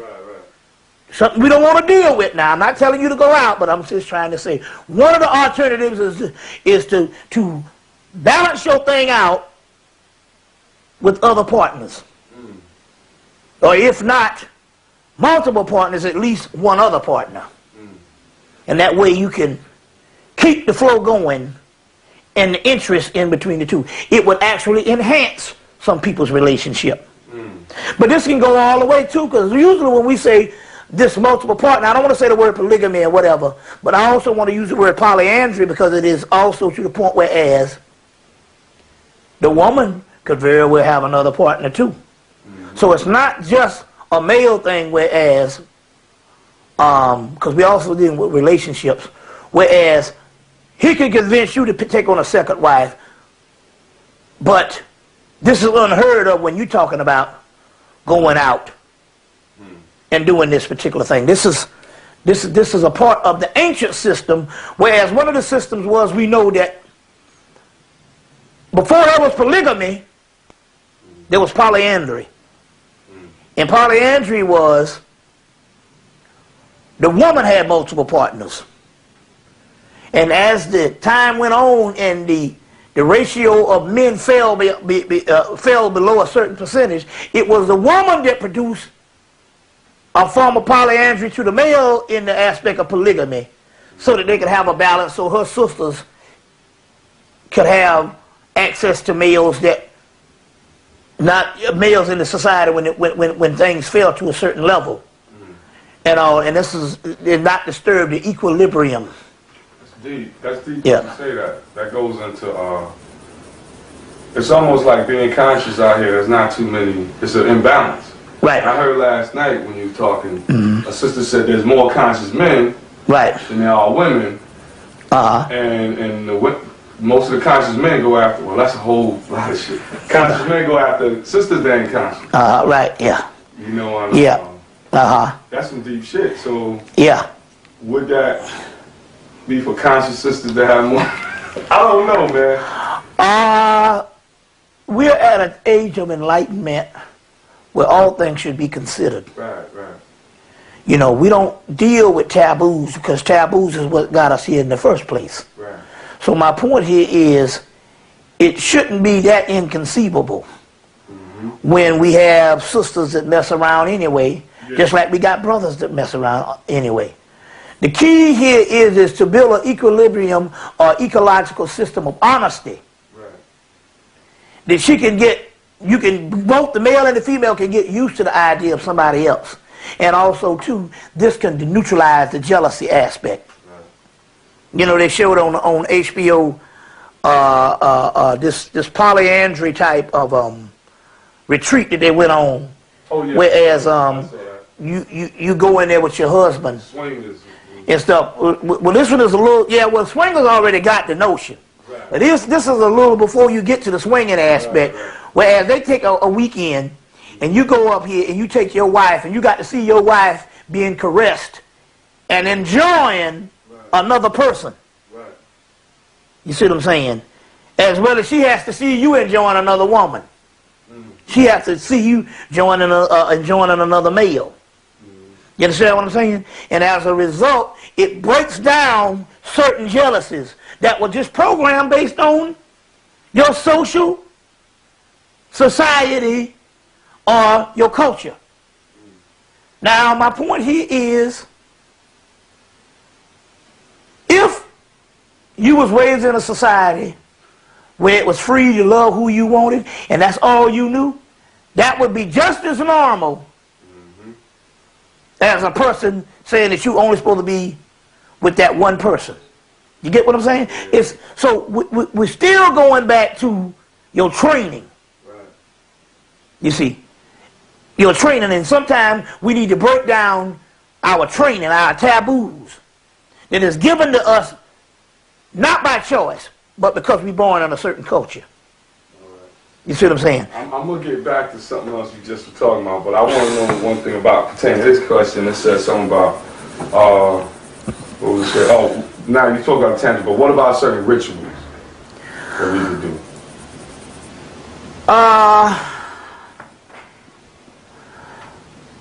At this particular point, in the spirit world, two people can do together. In the spirit world at this particular time, rituals do work. And through a ritual, dealing with certain entities in the spirit world, in some kind of way is done that we have lost the science to. All things are possible, especially when you're dealing with magic. The mystery here is, it's going to have to be, in this particular time, it cannot be an old ritual or something that has been given years ago, tried by many people, and it's burnt out. Yeah. It has to be a ritual that is made up between the two people, and it has to be one that's new. So I say again, the best rituals are the ones you create yourself. You say, but how do I know it's going to work? For the mere fact you can create something in a ceremony to ask some type of energies or deities or whatever to help you means that it's coming from the inside of you, and it's your own soul telling you what expressions, you see what I'm saying, and what is needed to bring this about. So yes, you can do it, but the question here is, with rituals, it's not for me to give you what type of ritual. It's for you to give yourself and create what type of ritual, because we're dealing with creativity. But they do work with they do work. There's rituals for everything. You just have to make up one. Okay, now we got that out the way. Okay. Now it goes back to something I made a comment about. Is love, can you experience the real high level crown chakra love you talking about? Like traveling through the heart chakra with somebody that's not conscious? Ultimately, no. All right. What can happen is the person that you, because this is some advanced stuff with this one. Right. That's what I'm thinking of this. I'm talking about the way I feel. The thought of me not producing love for her,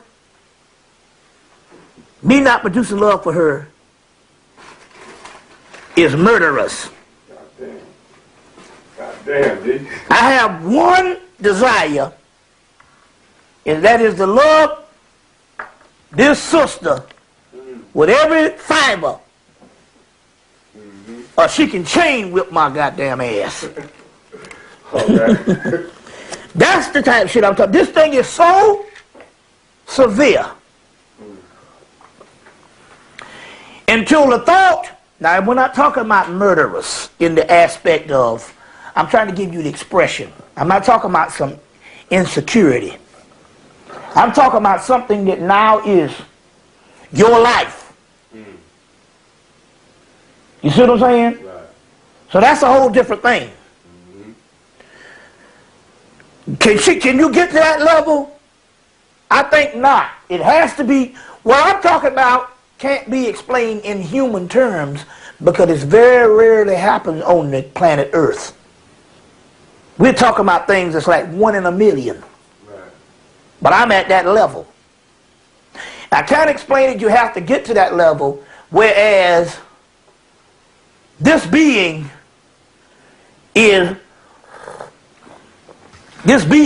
compliments you till in so many words, it is your other self. No separation. Now you can live without a lot of things, but you can't live without yourself. You see what I'm saying? So that's a whole other thing. We'll get deeper into that particular realm. But as far as, so give or take, let's say if you can, what can you do with a person that's not on that level? The best thing you can do is, by loving that person unconditionally, you're loving yourself, because it's still, again, it's your heart chakra. But on the other hand, you can just kick back and live a life of just being used to each other. A comfort zone, huh? Ain't that hell a reoccurring? It definitely is. Well, let's put it this way. If we are doing a tape to get to the ultimate solutions, that's right, then that's the same shit everybody else is out here doing. Yeah, fuck that, yeah. You know what I'm saying? Yeah. And we are trying to encourage people to do the ultimate, and that is to walk away from anything. You see what I'm saying? It's keeping you from a higher level, and sometimes even if you end up by yourself, it's better than being in some bullshit that you know ultimately ain't gonna never be nothing. Because even if you by yourself, there's the 1/1,000,000th of a chance that there's some possibility. But one thing is definite with a person, you see what I'm saying, that's not in sync and never will be, you're trapped in slavery. God damn. You see what I'm saying? That's it, bro. I tell anybody, and children, I don't give a damn if they fucking 2 days old, should not be the criteria That's right. of why you stay. You understand what I'm saying? Yeah. Because children can adapt to anything. I know I did. You know what I'm saying? You can't miss, but you can't measure. You see? And there's a bigger esoteric question on that too, but we'll get to that later. All right. Wow, Bobby. Okay, now what we just was talking about. What are soulmates, twin souls, soulmates, and twin flame soulmates? And can you find that person? Okay, first one I want to deal with is soulmates. You can have several soulmates. Ginger was my soulmate. But a soulmate can be a person also that you was in another lifetime with. And they came back to do a certain work. I'll give you an example. Because I can use my own experience. That's the good part about sitting with a person who's gone through a lot of things and then and basically chronicle and survey these things. All of these things are your own experience. Well, let's give you my experience. This way it takes it off the philosophy level. Right. Ginger was in the priesthood with me back in Hemmitt, Egypt. She was a student of mine that I ended up going with, having a passionate affair with, but it interfered with our work, and we ended up both getting kicked out of the mystery system. Now, it's not the only time I was in the mystery system. I was in the mystery system several times in Hemmitt. This was just one particular incarnation, because you have many incarnations. And I've been a priest for thousands of years in different incarnations. In Hemmitt, in Samaria, in Lumeria, in Atlantis, and all of that type of stuff if you really want to deal with how old the earth is. But at this particular incarnation, I was a priest. And we got kicked out because I retarded her learning, or I was an impediment upon her learning process because I got real personal with it and all. And I got kicked out of the mystery system. We both did. So at this particular time, to make wrong that right, she was on the other side of the country in California. She came all the way to Atlanta to be with me, and we completed what we had to do in this incarnation for 7 years. You see what I'm saying? And 7 being a mystical number, 7 chakras, completion. You see, completion and all. So that is one of the one of the aspects of a soulmate. She was a soulmate. But now, then there is the soul's half. And that's a rare link. But I do know that that's what this is. It's the soul's half. You say, well, how would you know that? I say, because I went through 12 women, advanced women on a certain level, certain spiritual meanings, because I follow things to the T. And then this comes up, and there's no doubt about it. It's the way it is. It's the way it is. And not only I knew this person for almost 6 years, 7 years, and from the first day I met her, I called her my cousin or my family member. And I couldn't understand why. It's because, hell, she was a part of me, and part of my family, part of me. And only until now, it's come to the point where my eyes are open to this. So there are soul halves. You see what I'm saying? On that particular aspect. Is that a twin soul? That's a twin soul. That's that would be called a twin soul. And what is a twin flame soul? Same thing. Same thing. All right. Yeah. The soul is a sun, S-U-N-S-O-N. All right, got you. Yeah. Now, how do you find that person? How do you know it if you around that person? How do you find them? Okay.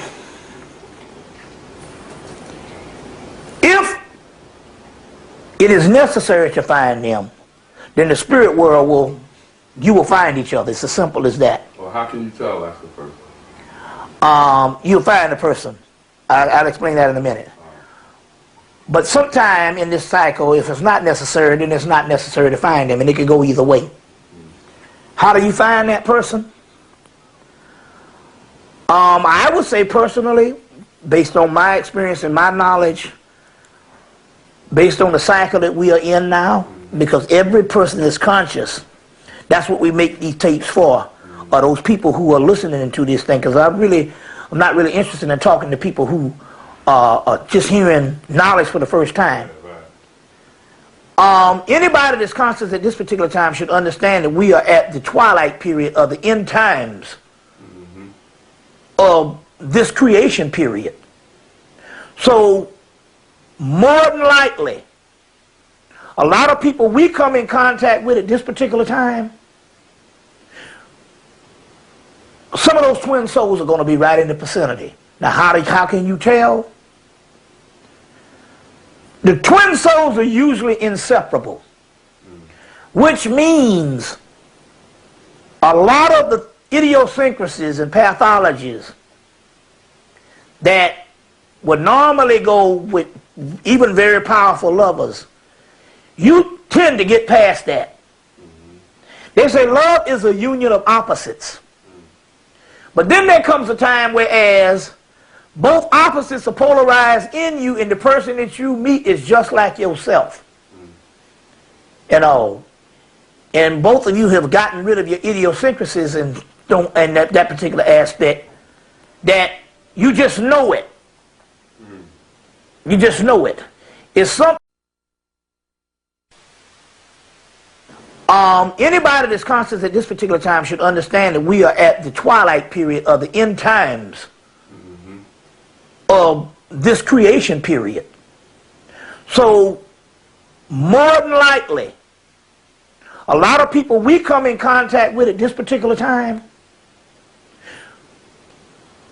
some of those twin souls are going to be right in the vicinity. Now, how can you tell? The twin souls are usually inseparable, which means a lot of the idiosyncrasies and pathologies that would normally go with even very powerful lovers, you tend to get past that. They say love is a union of opposites. But then there comes a time whereas both opposites are polarized in you, and the person that you meet is just like yourself. You know, and both of you have gotten rid of your idiosyncrasies and that particular aspect, that you just know it. You just know it. It's something that in the realm of spirit, you just know it. You see what I'm saying? Just like you know when it's time to go to bed. Or just like you know when it's time to die. You see what I'm saying? You would just know it. It's, believe me, it is so powerful. And usually, it doesn't take a long time. It can happen overnight. And it can be some person that you totally didn't expect it. You see, it's just one of those things whereas at this particular time, remember now, a lot of this stuff, because we're so messed up in the society, a lot of this stuff hadn't been done before. So we're on the cutting edge of it. So, it's not that much ample evidence. You know what I'm saying? It's not as cut as dry as that. You will know it. The soul will know it. You know what I'm saying? Yeah. All right. Okay. There's another question I was given, and it was another sister. Same thing. Women, man. Touch on people's misconceptions about love. Misconceptions about love. I mean, that's a big question. That's a vague question. It's broad. It's broad. In the aspect, and I think that I will go with was some of the biggest down here. Two. One has to do with the society and the misconception where I think you have to ask yourself, are you comfortable with love because of a social setting, a material setting, or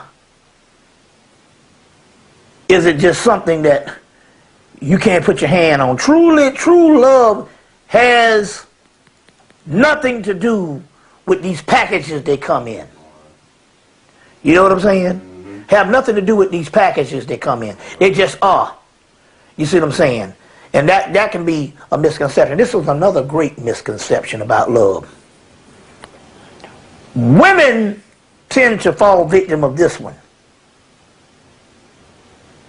They say, if he loved me, he wouldn't have done this, or he wouldn't have done that. And what we don't realize is a woman's concept of love could be different than a man's concept of love based on we both have different training. We are raised different from children. Right. So your concept, now let me give you an example. Because in this aspect of love, love is chaos, and chaos never stops moving. It's unpredictable. So you can't pinpoint it down with a set of laws to say this is the way love's supposed to be. Whenever you do that, you box it in. You understand what I'm saying? And it just dies. So really, this whole process, we talking about this love at this particular time, this whole process that we're dealing with, there can't be these rigid laws to define it. Now, I'll give you an example of what I mean. To understand the difference of women thinking different than men, and it could be something socially, more than biologically, but still yet, the question was, what is people's misconceptions of love? And by the way, my mother told me this. It's the first person I heard it from. Then I witnessed it with my own eyes with one of my friends. A man can be madly in love and can go out and have passionate sex with somebody else. And somehow women that are not trained are not, I don't want to say trained, but I want to say the word, that are not socialized into this particular way of doing things, cannot, for the damnedest of them, cannot understand it. But then there are women that can be in love and can be prostitutes. You see what I'm saying? Right. Nymphomaniacs or whatever, just like sex. They can get past that. You understand what I'm saying? So we do know that biologically a woman can do this and be in love. But for most of the social behavior of women in most societies, especially in most modern societies, it doesn't occur as the way it is with a man. But a man can go out, and I have had a friend that was so in love until when it wasn't going right, he would be in the bed sick. I have seen this guy love to that particular aspect on that level, but it was still, it was early. It wasn't the cosmic stuff I'm talking about. I'm talking about he was madly in love, and no one can say that this guy wasn't. And a week later, we roll in stuff, and we meet some girls, and we both make love to these women. You know what I'm saying? And he's not sitting up in there and not enjoying it. But it has nothing to do with him not being in love. And the woman will say, well, if he loved me, he wouldn't have done it. No. That's your concept of it, and that can be a misconception. Now, I'm not necessarily telling you that to give over to the extreme, but I'm still trying to tell you something. It's all about understanding. You see what I'm saying? It's all about understanding. And that's what we're talking about here. Trying to understand this thing. You see. So,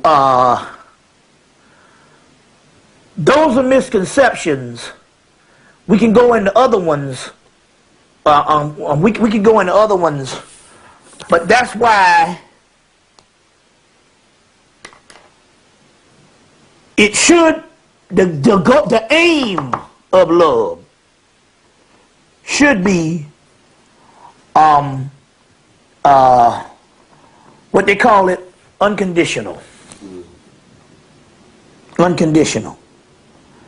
And one of the and I think one of the biggest misconceptions of love is confusing love with sex. You see what I'm saying? Confusing love with sex. You see what I'm saying? So what part does sex play? Well, it plays a major aspect of it. You understand what I'm saying? It plays a major aspect of it. The soul, that is how the soul actually engage in the physical process down here. That's why they call love making. Love making. The soul engages in the physical process. Wow. It is the soul's playground. It is how the soul expresses itself. You see what I'm saying? It is how the soul expresses itself. It is a, let's put it this way. Now you say no, because in that case, that would be a contradiction, because people can have sex without being in love. Yes, you can. Right. But I'm trying to tell you this. I can use this pencil and I could write something down. I could write all day long. And it really is just some memo or something that I'm writing to communicate. But then again, on the other hand, I could also take this pencil and write to express myself. I'm still using the same art form or the same, I'm still using the same process. You understand what I'm saying? But the same medium. But there are two different types of things that's going on. One is a creation process, and one is more of a function. I'll give you an example. I'm an artist. I was trained in photorealism, which means I could take a picture, and I could draw a picture so good until you would have to look close to see if it was a photograph. I was obsessed by that. And it got me all kind of awards. It got me on the dean's list in college. It did a whole lot for me. And then I met a guy named Leb Mills late in my college career who was a master. And he said, you are a good draftsman. You can depict, you can draw an image to perfection, but you have no creative skills whatsoever. So if I asked you to express yourself other than drawing a perfect picture, you couldn't do it. And he was right. Here I was, been in school damn near 4 years at one school, 2 years at this school, and couldn't even express myself on an artistic way. But I could draw. I was the best artist in 2 states. One of the best artists in South Carolina and one of the best artists in Georgia as far as drawing. But I was at 0 level of creativity, which means I couldn't create nothing because I spent most of my time at a draftsman table. You understand what I'm saying? And that's the difference about expressing yourself. Sex is a vehicle for love to express itself, but sex could also be a vehicle to just fucking. So it's 2 different things. One is a function, one is creativity. And that's why I found out that I was not an artist. But the best draftsman, the best artist, as far as to get the job done, my artwork is impeccable. You be like, oh my God, how can you do it? It looks like a photograph. It's perfect. But as far as the content of the picture, it's just a goddamn picture of a woman or a man or whatever. That's the difference. You know, as far as sex being a part of that type of thing. Wow. Yeah. Okay, yeah. Good one, man. All right, I got another question from another sister. It says, does it matter to a man, I'm going to ask for man and woman also, I'm going to do man first. Does it matter to a man who says, I love you first? And if so, why? Me personally, I think because a woman from the time she's a child, she's trained to receive love. And she has no problem when it does hit of expressing it. I think that it's the single most important thing to a woman's life is love. And me being in love now and knowing that I got the ultimate prize means that I realize now that the woman is probably way smarter than man. Because if you've ever been in love, why wouldn't you want to be in love? It's some dynamite shit. And goddamn women, they'll never, even when they're not in love, they'll never fall from this notion of being in love. You see what I'm saying? Of being in love. So, when a man says he loves her before she says he loves, before she says it, ain't nothing for her to say it. You see what I'm saying? Because she was born for that. So when a man says it in a society and a socialization, whereas in this society we're even trained to even fight love.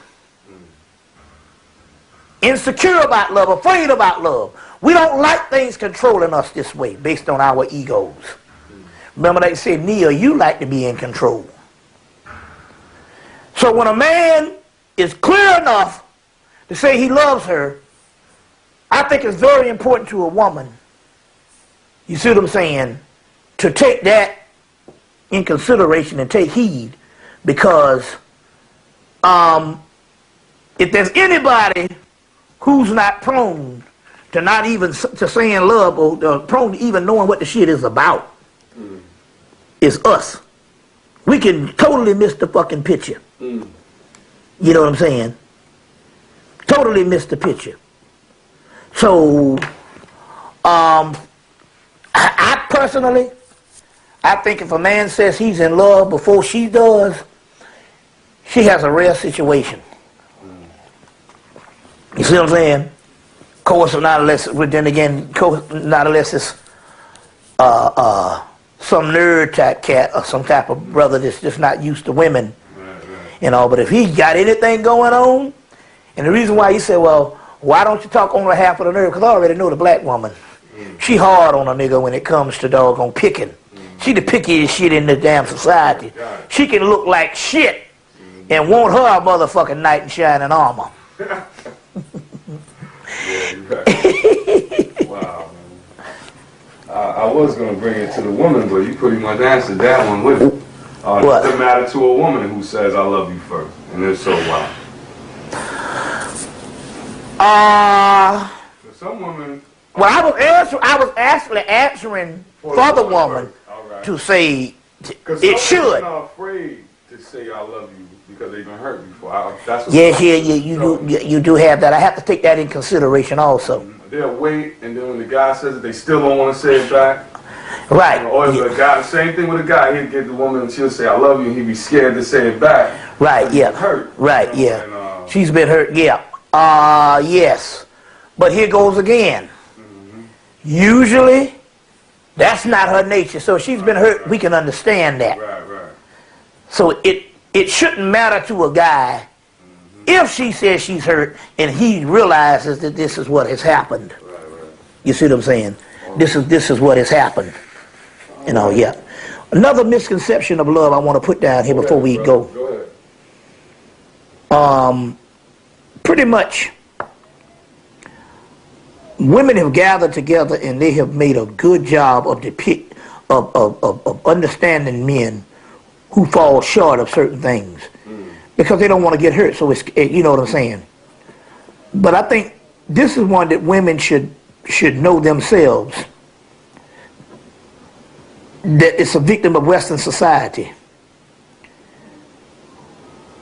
Young women, and I'm not making this assessment based on from a male's point of view. I'm making this assessment from a female's point of view by noticing something about young women, keeping it to myself, and then later on hearing it from older women. But I first was made privy to it by my mother.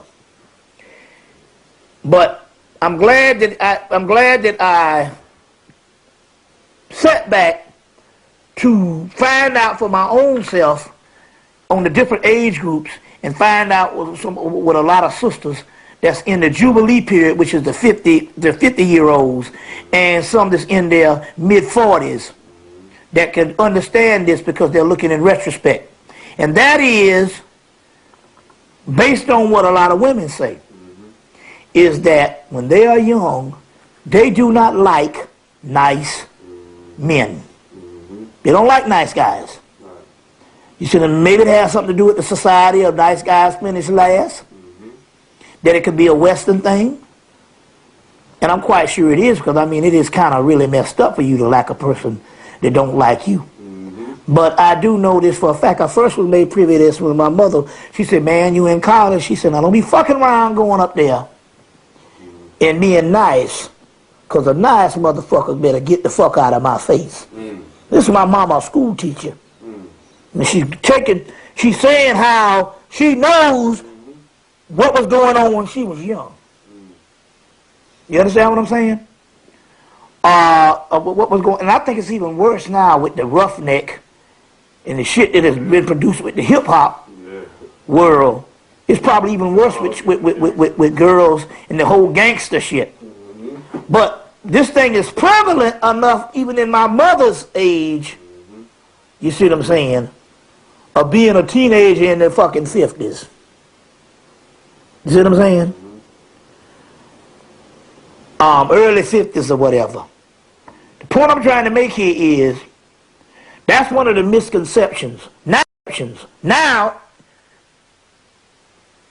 the sisters that are now in their 50s are telling me, when I was younger, I didn't like nice guys. But too often, when they figured it out, sometimes it's too late for sisters because we got such a disproportion of men in this society. Mm-hmm. The ones that's in jail, you see what I'm saying? Mm-hmm. The ones that's already married, the ones that's gay, mm-hmm. and then the ones that's dysfunctional, mm-hmm. sexually, and some that's bums, mm-hmm. or some type of thing that you can't even deal nothing with. Mm-hmm. So the point I'm trying to make here is, a lot of times when they figure it out, it's too late for a lot of sisters. Mm-hmm. You see what I'm saying? Right. It's too late for a lot of sisters. So that's a bad misconception, and I'm glad I went back to that question, because that is major. You understand what I'm saying? And they must challenge this idea, or they must challenge this, because the simple fact here is, some of these girls are not, all men are dogs. No, some of these girls, they draw to them these types of things based on what they like. They say think, and it is. Well, they have a certain concept of what they like, and they draw this to them. And a lot of times, it is dog men. There was a guy from your neck of the woods, New York, down in college with me. This brother was a straight-up psychopath. He would go to jail every semester for fighting and all this, and it didn't get, okay, when he was a freshman, that's all right. He just coming out of high school. But it didn't get no better each year until they finally threw this nigga out of school and stuff for just raising too much hell. They waited till his senior year and they got his ass and threw him out of school. And I remember the day his father was coming to pick him up, they literally had to pry this girl from his neck. He is one of the biggest psychopaths on the campus of thousands. He was the worst. And I noticed he didn't have no trouble with women. You see what I'm saying? None with women. Then when a woman try to sometimes say, I'm severely damaged, you see what I'm saying? Now on the other hand, she has to look at this psychopath that she has conjured up. Now on the other hand, I have known guys with 4.0s. These motherfuckers could build radios out of this damn table. Build a damn race car out of some fucking fabric. These niggas are now CEOs of corporations now. And the same women are going, huh? Why can't I meet a man like that? And they didn't even consider them. You see what I'm saying? When they were young. So this is one that's a vicious cycle. You know, yeah. All right. Want another? Yeah, how many more you got? A couple more. Well, you might as well finish them off. Yeah, we're going to knock them out. All right. Damn, we just did this one. But it leads into something deeper. How are people able to get with the wrong person? Right. And what makes love so powerful that people can be blinded by love? Okay. Well, on one aspect, I can add a little light to say that they say that love is because they say that love is a opposite of unions. A union of opposites.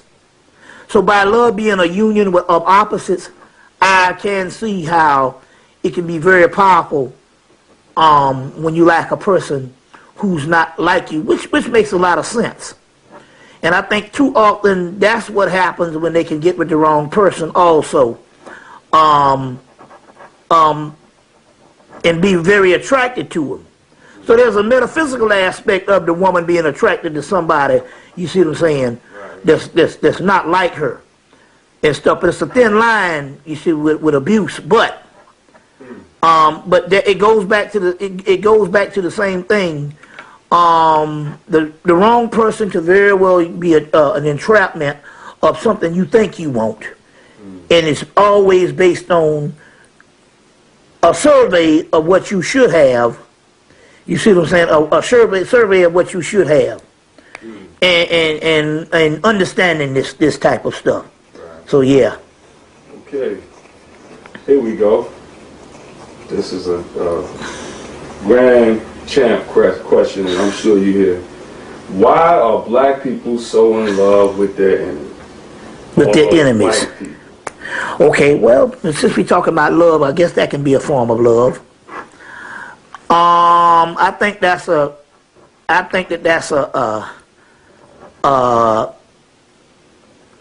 perverted form of love. That's Stockholm syndrome. So in that particular case, that's not really true love. But some of the same principles of opposites attract applies. You understand what I'm saying? Down here, but on the other hand, it's a perverted aspect because the simple fact here is it's a form of mind control, Stockholm syndrome, where the kidnapped falls in love with the kidnapper. Or the battered woman falls in love with the man that is the batterer. You see what I'm saying? It's the same Stockholm syndrome. And I think that's the perverted aspect of it. You see, of it. But on the molecular, on the deep psychological levels, we like sometimes that which is different. And John Hemmitt Clark said, how did we become so fascinated? You see what I'm saying with white folks? But then again, let's look at contrast. And I think this got something to do with other races. Now let me show you what I'm talking about. We can go to Europe now, and they say that they are fascinated with black folks. Especially American black. American black men and black women. Right. And singers and stuff like that. But I'll give you an American case. There was a high school teacher that was from South Dakota. And he said because there was a black family that moved into the community. And it was the only black family. He said, and they would invite them all, everybody wanted to invite the black family to dinner. He said it got so bad until they damn near had fights on who was going to invite the black family to dinner because they wasn't used to them, so it became an infatuation. So sometimes the contrast, you see that white skin in a black community, it represents something so different. You see, and although you see it on TV, I'm talking about the contrast of you in a black community, everybody in there black, and you got this white person walking around. And it can either go either way. It can be very strange looking, or it can be fascinating. You see what I'm saying? On the subconscious level. But what he was talking about is based on mind control. We love that which hates us, and that is the Stockholm syndrome, or that which has terrorized us. And that's called a pedagogy of the oppressed. The oppressed falls in love with the oppressor because why? He has the mind of the oppressor. So they take the mind. If I hate black folks, and I give this black person my mind by wiping his mind out, simply by eliminating his culture, then that black person who receives my mind that hates black people, he will hate black people also because the mind becomes in opposition to the body. And he will also love white people. You understand what I'm saying? He would love white people because he has the white mind. So the oppressed take on the mindset of the oppressor. That's they say, whoever controls the people controls the mind of the children. So that form of mind control, that was intentionally done, or you think it's just a byproduct, or is it like a psychological byproduct, or did the enemy know they gonna love us more than they love themselves? We're like, along with that Christianity teaching. Remember now, turn on the cheek shit, you know, like remember now, it was a process of learning what to do. Remember now, we were in lab experiments in the breeding forms of slavery. Right. See, a lot of times we misconstrue that we were bred. I don't want to get too far off the subject, but it does have a lot to do with love too, and how we have these misconceptions. Because one of the misconceptions is, to give you an example, let me clear this up first. We have a misconception, and we don't know a lot of time because the act was committed 100, 200, 300 years ago, that we were bred to be the way we were. You see, to be the way we were. Now this is all in line when it comes to black male and female male relationship, or male and female relationship, because some of the biggest male chauvinists are women, because they have been given a set of patriarchal ideas. They were bred in them based on the society, and they view women from a patriarchal concept or a male chauvinist concept. You see what I'm saying? And that's why women are the fastest to turn against each other. And why is this? It's still a victim of a patriarchal society, because a woman has to have it's based on competition. She's constantly have to compete with the man based on looks, based on this. You see what I'm saying? Based on social aspect, classism, and different things like that. You see? So it all comes together. You see, on that particular level. Well, we got through the questions, and on that note, we're going to take a brief break, and we will be back with some more about love. Peace. All right. We're back. All right. All right, man. What I'm going to get into now is the 10 Mahabodhiyas. 10 Mahabodhiyas is a book that, well, you can get the book on the 10 Mahabodhiyas by David R. Kinsley. David R. Kinsley. It's on the 10 Mahabodhiyas. The 10 Mahabodhiyas are different aspects of the goddess. In this particular case, because we're talking about the Indian mythology, is different aspects of the goddess Kali. And what happens is that Shiva has to go in, and he makes love to each one of these 10 Mahabodhiyas. And one way he's making love to 10 aspects of the goddess. You know, the 10 aspects of the goddess in this 10 Mahabodhiyas. And after the 10 Mahabodhiyas, I'm quite sure it culminates into the goddess Parvati, who is the goddess Shakti, which means mountaintop, which means he's at the highest level that he can go when it comes to love or sex. And so as a result,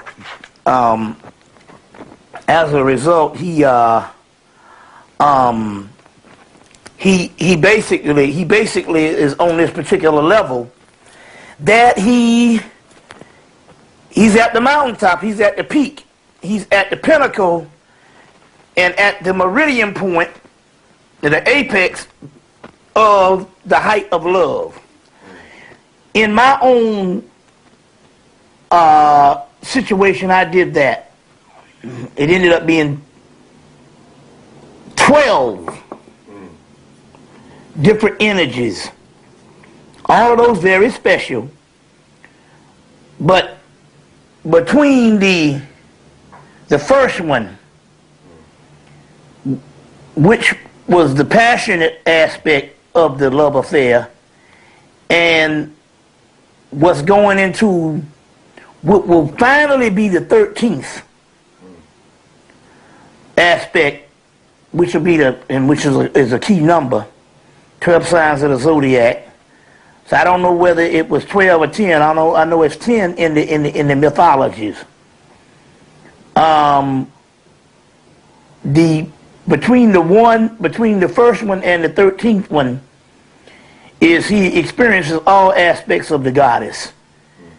And all aspects of the goddess. And as a result, when he's ready for number 13, he finds out that number 13 is the culmination of all the other ones. So all the other ones are in the number 13. in the 13th one. So this is almost like graduation point. Graduation point. I say that in to say that to learn a little more about the goddess energy and the love as well as the sexual aspect, you need to get that book, David R. Kinsley's book, The Secret Goddess. Now, the 10 Mahabodhiyas is the name of that book. Next, we're going to get into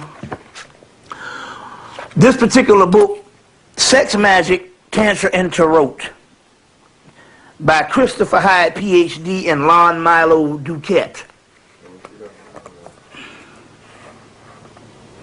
And Lon Milo Duquette.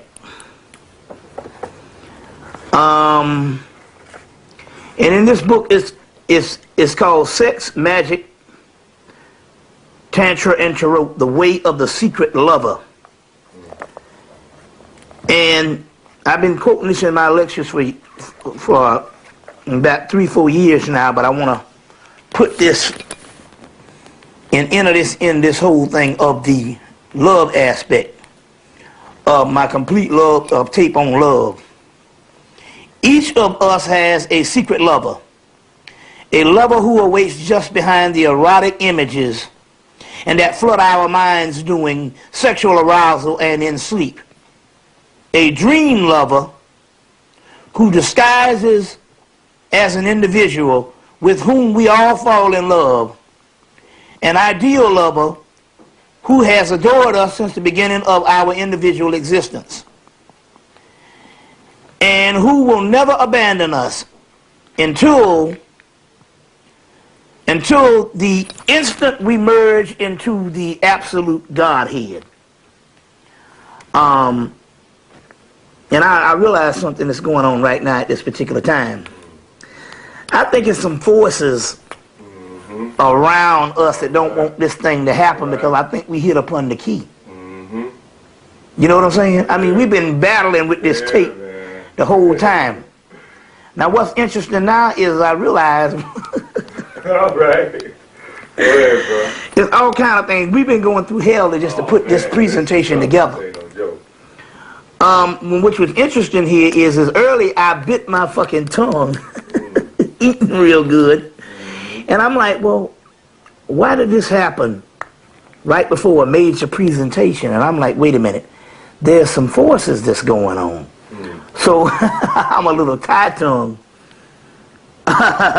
with the presentation. It's the first time I have had trouble speaking.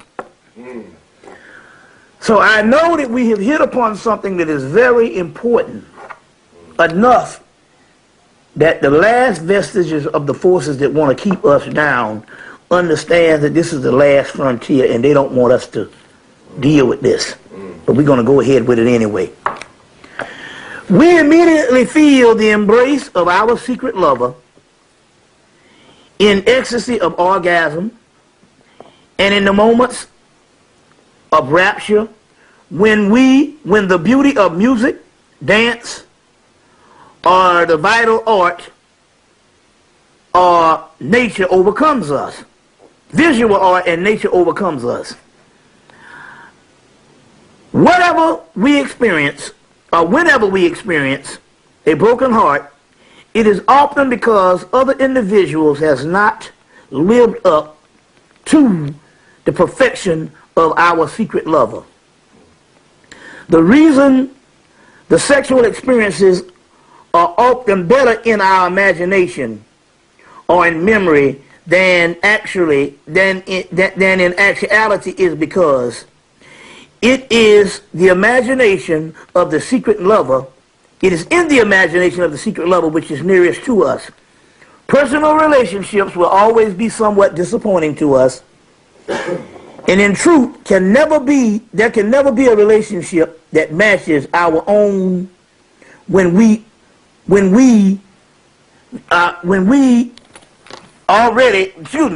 matches the one we already have with our secret lover.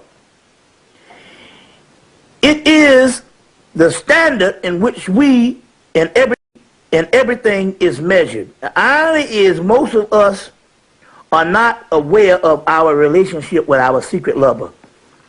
Surrender to the secret lover is the actual theme of most religions, and yet the doctrines and the practices of the world's so-called religions tend to dilute or deflect or detour the individual from the genuine personal experience.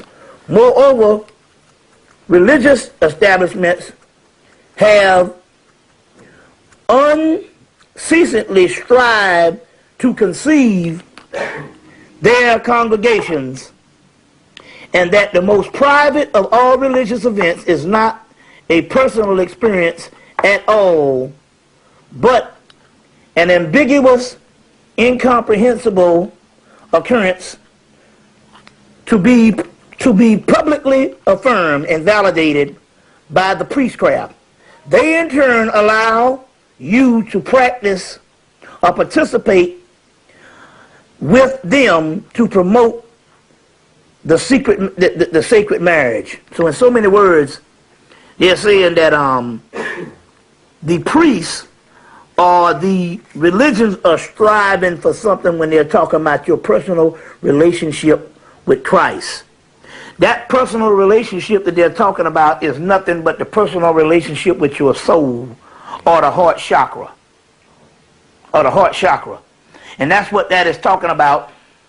Going back into this particular science, we're still talking about the soul, the heart chakra, and the inner self that has been diluted or deflated or been misconstrued to think it's the actual other person.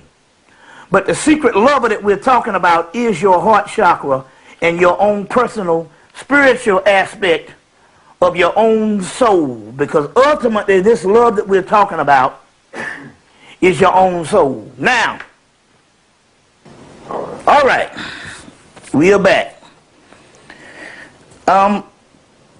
In one of the Shiva mythologies, because Isis, Osiris, Shiva, we're still talking about the same duality of male and female in the interaction of love, and so we got this ancient mythology that can explain all of this. The Pravati, which is the aspect of Isis or even Mayat in East India, they talk about a dice game that both Shiva and Pravati engage in. And as a result, Pravati wins the dice game. And I'll try to explain what this is about. In this particular book called coming from Oxford University, The God Inside Out, Shiva's Game of Dice, by Don Handelman and David Schulman. Don Handelman and David Schulman. In this particular book, it says this book offers a new explanation of mythology of the Hindu god Shiva, who spends time playing dice with his wife, whom he habitually loses. The result of this game is our world, which turns the god inside out and changes his initial or his eternal, composition. And it goes on to say how he is so much engaged in this game that he eventually loses perpetually. Now, why is that? He loses perpetually because he can never truly, being a male, win out over woman. Because when he fights with woman, he's fighting with his own internal self. Being that the Kundalini energy or the sexual energy inside of us, which is the energy that catapults us up the chakra system, is a feminine energy. So that's why man has to, in his own right, get in touch with his feminine forces or feminine side, and in doing so, he can conquer or synthesize this overwhelming thing that we call love. That we call love. And I guess that's the reason why I said earlier that women are smarter than men, that they are trained on this love thing from a child, and it is a lot easier for them to accept it or even recognize it at first when it first hits, and don't fight against it. And so I think that's what this thing of Shiva, you losing the dice game, is that ultimately she's always going to be one step ahead. But then again, on the other hand, that is great because she is the initiator of these particular mysteries. If man initiates, they say a lot of time, matters of the mind and knowledge, woman initiates matters of the soul. And that's the difference in a nutshell. But Pravati, which is the Shakti power that is inside of the vital essence of us as sexual beings, it goes to say, and I'll quote, that Pravati, her energy goes all the way back to the beginning of creation. Now I want to quote this. It's in the book, The Presence of Shiva. And they say that her energy goes all the way back to the beginning of creation. Pravati's energy. And I want to see what this thing is talking about here. Government, okay. It says, am I going to get this right? Trying to see here. Here it is. Let's see if we got this right. Page 349. You all right? Oh, yeah. Okay, page 349. So it's going to work out.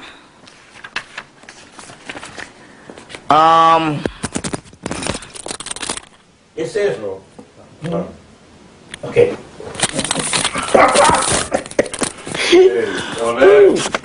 Hold on.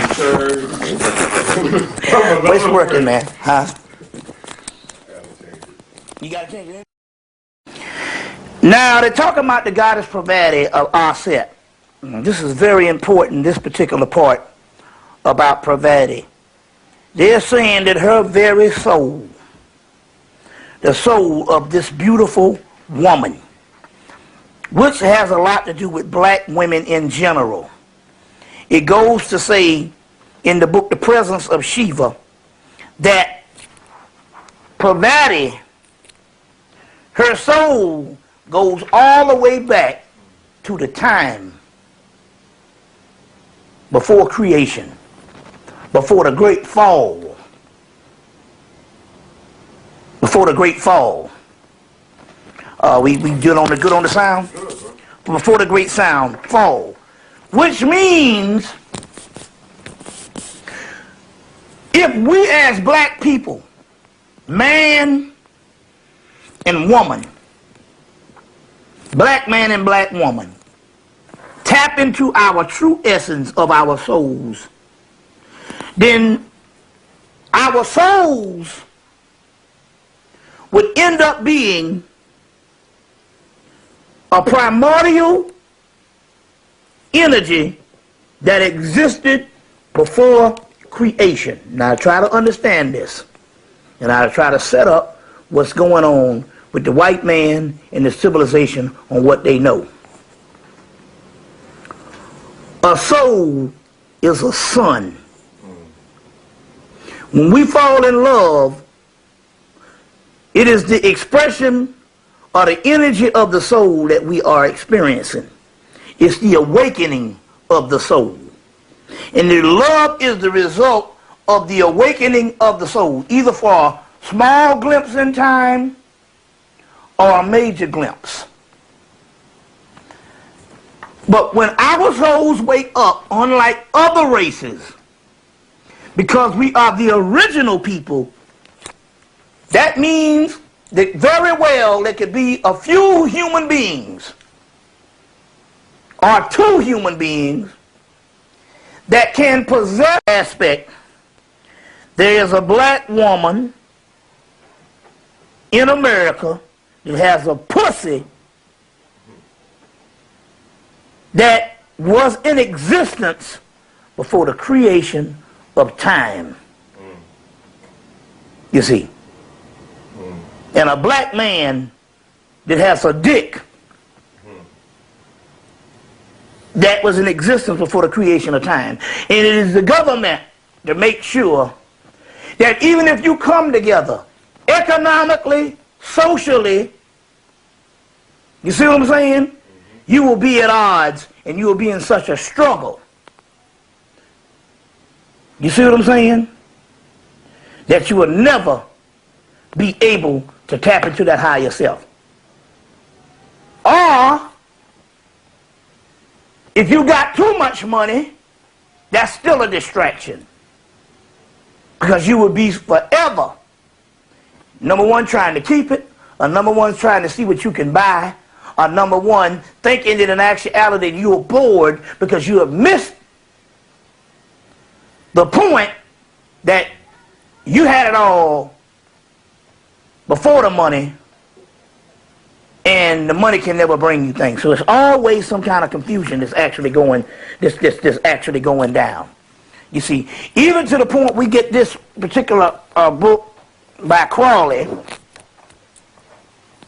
called Atlantis, one of the few books that they don't print. And ironically, they print a lot of his stuff, but they don't print this particular book. It's a small book. It would be cheaper to produce, but they don't print it for the mere fact that he said that the word Atlantis means the black woman on the second page of the book. You see, which means that if we are the ones to love, we will tap into our primordial selves.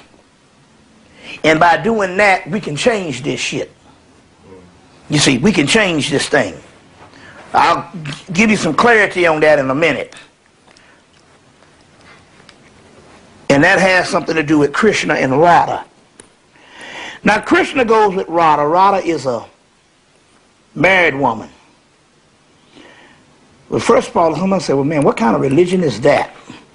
That the fundamental hero or the Christ figure in the religion will be going with a married woman. First of all, they're not talking about moralism. Number two, because moralism is political and has nothing to do with spiritual. Number two, two things is happening.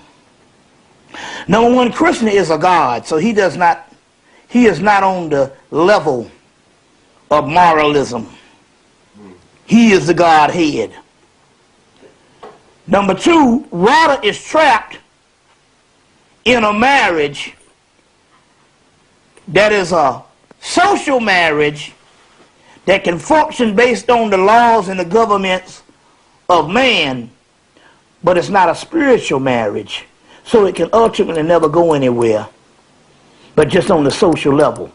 Krishna comes in and frees her. But how is this done? How is it done? This is another book you can get called David R. Kinsley's book, The Sword and the Flute, by David R. Kinsley. Well, number one, this love has a lot to do because by her being married, they don't have a lot of time together. They know that the time that they have to spend together is not spread out, it's intense. You know, it's intense. So they don't have a lot of time to be wasting when it comes to this love that they have, where they have distractions because they're just this regular couple. You see what I'm saying? It's got a whole lot of time on their hand. When they come together, it's extremely intense. And it's intense because they know that time is the factor. She cannot be with him the whole time. So by it being so intense, they go into a realm of bliss. And by going into a realm of bliss, they create something outside of the ordinary love, which is this alternative dimension that even in the text, some of the people or the whole society that surrounds them shares in this bliss, in this enchanted world that they have built, which is the hereafter. See, same story on how this thing is done. So they know, the government again knows, that if we get a certain amount of black people to really tap into this primordial essence called love, the true love, not the one that society says, one that is beyond money, material things, and beyond life itself.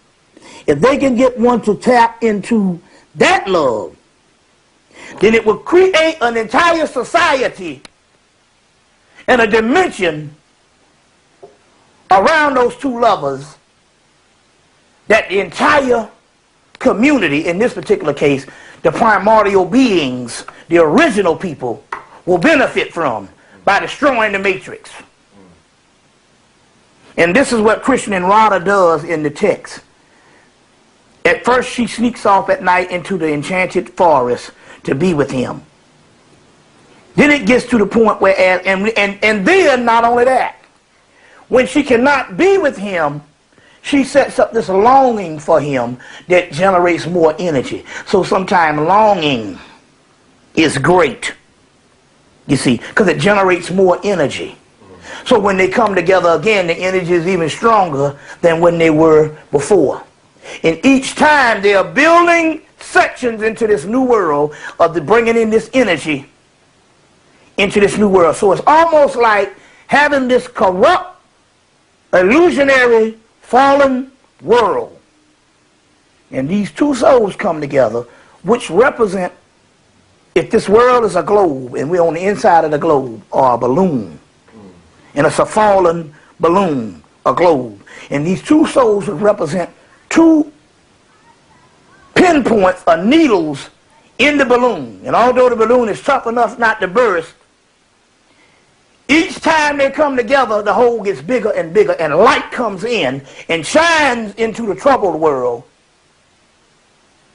That later on, the troubled world, when the hole gets big enough, it explodes. And they are into a whole new realm. This is what we're talking about here today. More than just male and female relationships. We're talking about the metaphysics of this shit transforming our people. You see what I'm saying? This is what we're talking about here. And that's what happens with the Krishna and Radha story. Get the book, like I said, The Sword and the Flute by David R. Kinsley. Kingsley or Kinsley. Which goes to the lingam and the yoni. The lingam and the yoni. The lingam is the penis and the yoni is the vagina. Now, you will see pictures in ancient symbology. Now draw this. Of a snake biting its tail. This is called the Uros Buros of the great round of the first day. This means that one is the beginning and one is the end, the completion. So in the beginning there's the yoni, but then again in the beginning there's the penis, because it pierces the darkness. Either way, it sets up this great round.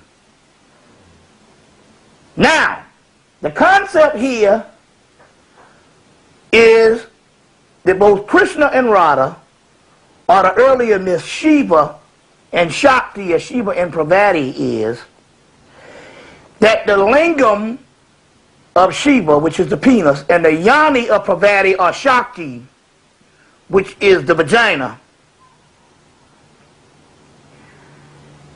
is two separate ends of the complete universe. And when they meet, they can change what structure in the universe that's gone astray. Here goes again why we can never meet. And when we do, it can't be a certain amount of energy. We can meet sexually, but if anybody's ever been in love, the alchemical things that go on when you have making love when you're in love is a whole nother realm than when you're not. It's a whole nother realm. You know what I'm saying? So, this is the Uros Buros, the snake biting his tail. And that's why you would see the penis and the vagina all over India. And the penis all over Hemmitt. All over Hemmitt. But the penis will always be in front of a temple. The temple is the woman. The obelisk. You see.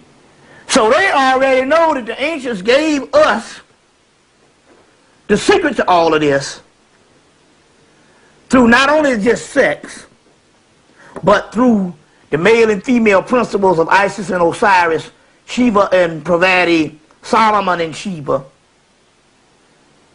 and on, that the sex and the love thing is the mystery to breaking this shit. You see what I'm saying? To breaking this.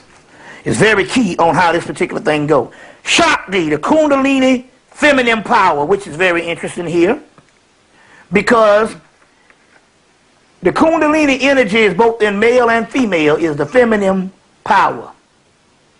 So, one way to keep us down,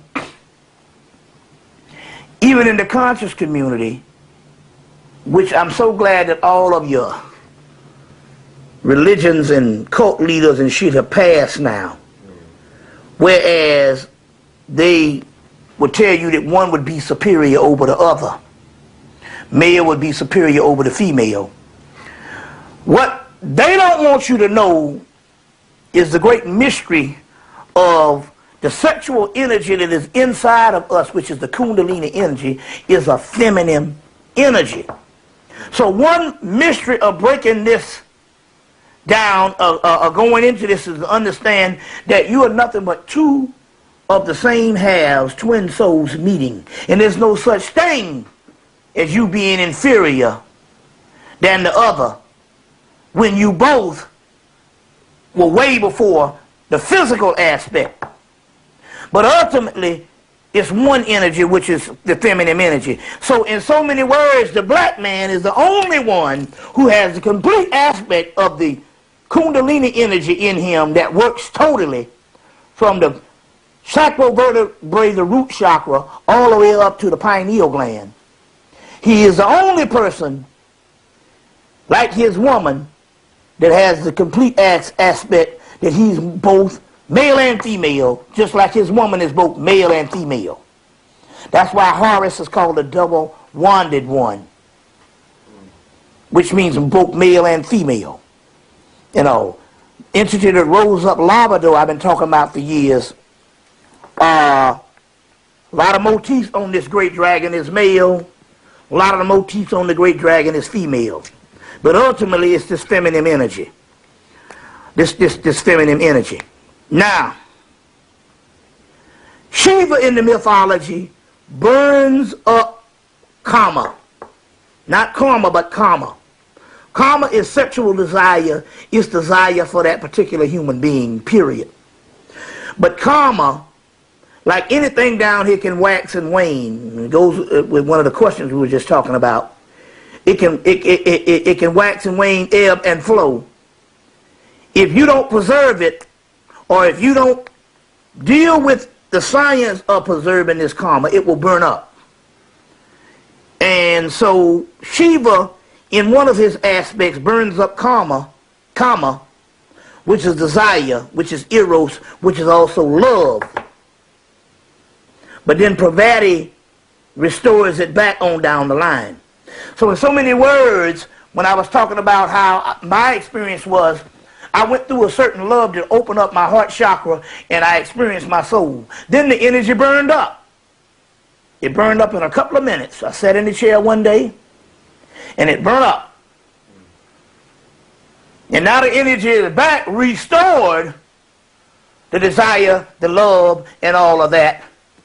But it had to burn up at first, so I can go through several aspects of the goddess to come back in the complete aspect of the goddess. I went through 12 Mahabodhiyas to get all of those Mahabodhiyas in one of the 13th goddesses, which will be one that will be eternal. So this is the way energy goes. So going back to relationships, we must also know that excessive, too much of anything could also mean that in actuality you might deplete it. And so you must play games with this in the particular aspect of, like I said, don't stay in the same room all the time for those particular ones that's married. Or, you know, or preserve it. There's several ways you can do this. And all, you know, there's several ways you can also do this. And, but just keep in mind that sometimes when it burns up, it doesn't necessarily mean that you're out of love. It just means that it's taken another position. It's gone to another level, or it's gone dormant for a while. But according to the mythology, it can be restored, either through another person or through the same person.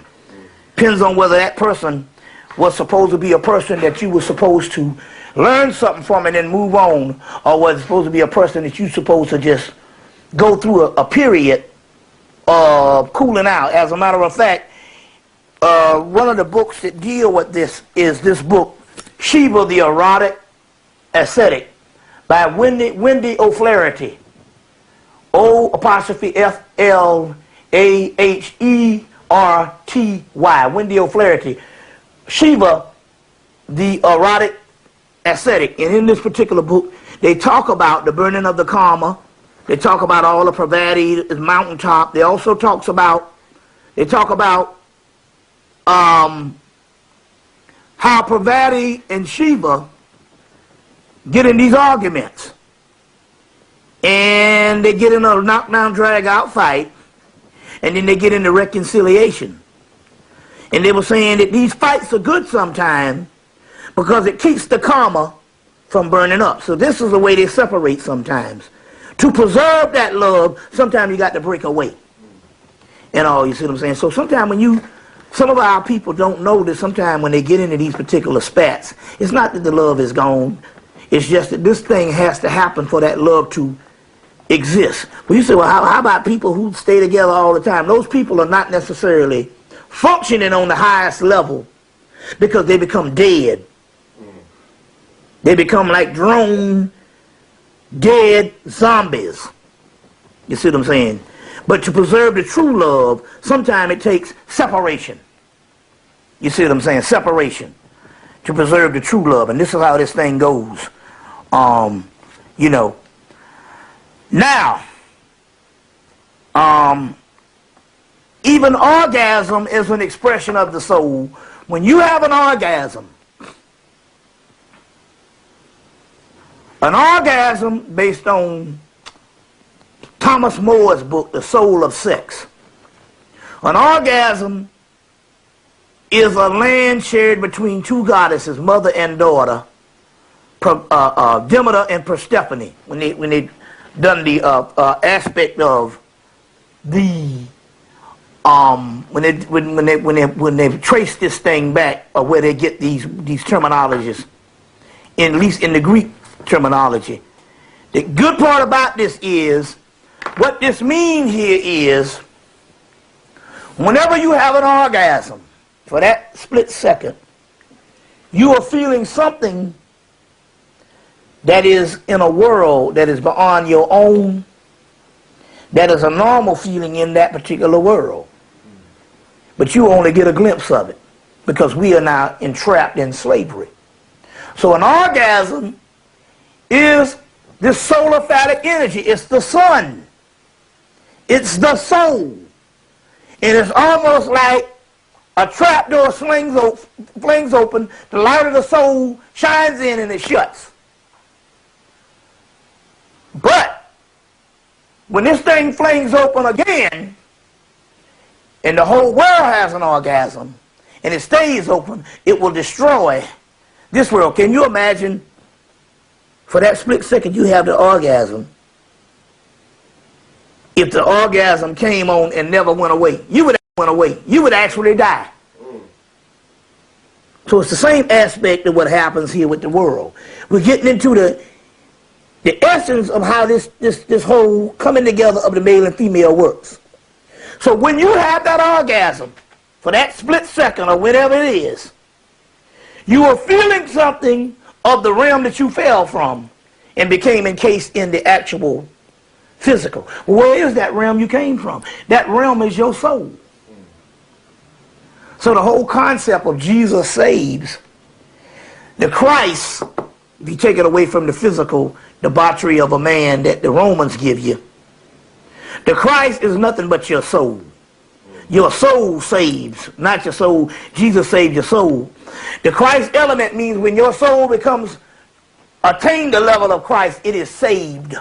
Because it is broken outside of the matrix that entraps it in physical bondage. So the soul itself is the Savior. Because the soul is the Christ. Christos, Chrysalis, Pegasus, Horus, Perseus. The soul is the Christ. So whenever you have an orgasm, you are feeling the soul. Trapdoor opens for a split second and closes back. About like what love is. Love is a lot longer than a couple of seconds, but still yet it's a doorway in time when you glimpse the divine. And it's constantly burning out unless you surrender self, and you can keep this thing forever. It can be eternal. You can be eternal. So that's what an orgasm is. Moving right along. Sekhmet, the goddess Sekhmet, in Kemet, her land is called Sekhet Aru, which means fields of blood or the paradise. So paradise in Kemet is called Sekhet Aru, which is the realm of Sekhmet. But Sekhmet is also the original Kundalini goddess Shakti. Is Shakti in India is Sekhmet or Sekhet in Kemet, which is the original Kundalini goddess, but her realm is what the Egyptians or Canaanites called the hereafter. So here goes again that this sexual energy that we long for and empires have been rose and destroyed off of this sex. Sex is the number one shit on the planet some way or other, one way or another. You see what I'm saying? And if you don't think so, you got some work to do. But that sexual energy, again, is called Sekhet Aru, which means the hereafter. So when we experience that orgasm again, or the whole act of sex, and that desire and that lust, all of that is nothing but glimpses of the other side, you see what I'm saying, that we have to conjure up in love making and different aspects to get to that particular side, to have glimpses of it.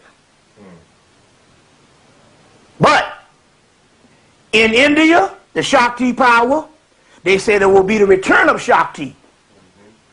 So wait a minute, one man it's the Kundalini energy, it's a sexual energy, but it's also the realm that the Hindus say that they'll ultimately end up in. Well, in Kemet, it's a Kundalini energy, a sexual energy called the Sekhet Aru, but yet it is where the Egyptians say they'll end up in. Then you can understand why they have to shut down the production of the black man and the black woman, both sexually, if they wanted to, or solely by not producing a certain amount of love, because it has to be a certain amount of love to obtain a certain degree of another kind of orgasm. There's the regular function of orgasm in Kundalini, and then there's Kundalini that's alchemically raised through love. And that one is the one that transforms you. You see, that's the one that transforms you. Including, we come to this particular portion, is this. You got Isis and Osiris.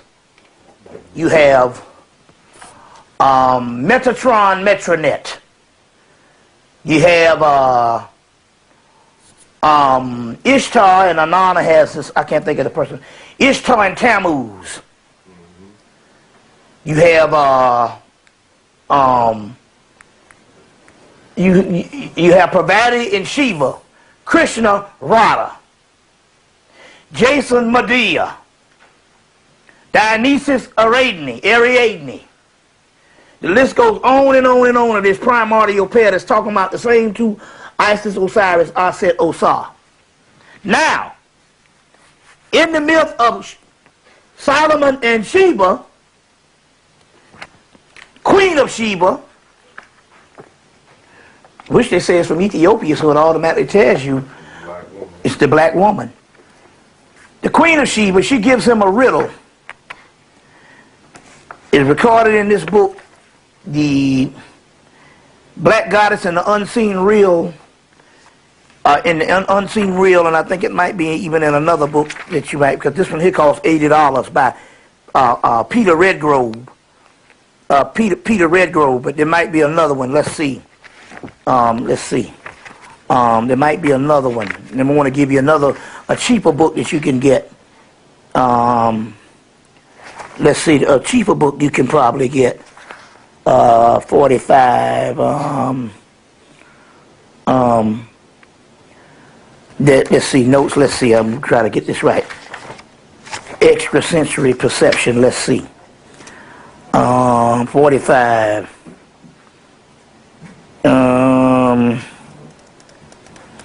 Raphael Patch's book. So it's probably, I don't know which one that is. Let's try to find out. He has one called Hebrew Goddess, and it might be in Hebrew Goddess. But it might be in the woman Barbara Black. Yeah, Hebrew Goddess. It's going to be in Hebrew Goddess, Raphael Patchy. And it talks about here that Sheba, the Queen of Sheba, gives Solomon. Now remember, Sheba and Solomon is not but Isis and Osiris. There's never no historical people with this shit. The Queen of Sheba gives Solomon a riddle, and it almost knocks him off his throne, because he's supposed to be the wisest man, and he can't figure this shit out. He's the wisest man, not the wisest woman. And it says that she poses a different riddle to Solomon, these riddles to Solomon, some of which he was able to answer, some of which he was unable to answer. One of those was so outrageous that he fell off his throne. So he actually fell off his throne. The question was, what is the color of God? Another was, what is water that is neither in the air, nor in the river, nor in the ocean, nor in rain? The answer was supposed to this is supposed to be the sweat of a horse's mane, but it is a double riddle, for it is the woman's love or wetness between her thighs of the Queen Sheba. You see, with her animal pubic hair. Unbelievable. I don't want to read that shit again, because that motherfucker was erotic too. Yeah, that shit was great. Woo! That was good. The riddle she gave him, what is the color of God? It was one of them. Obviously, we know what that is. Yeah. The other one, what is, because they didn't answer it in this book, so obviously, you know how that goes.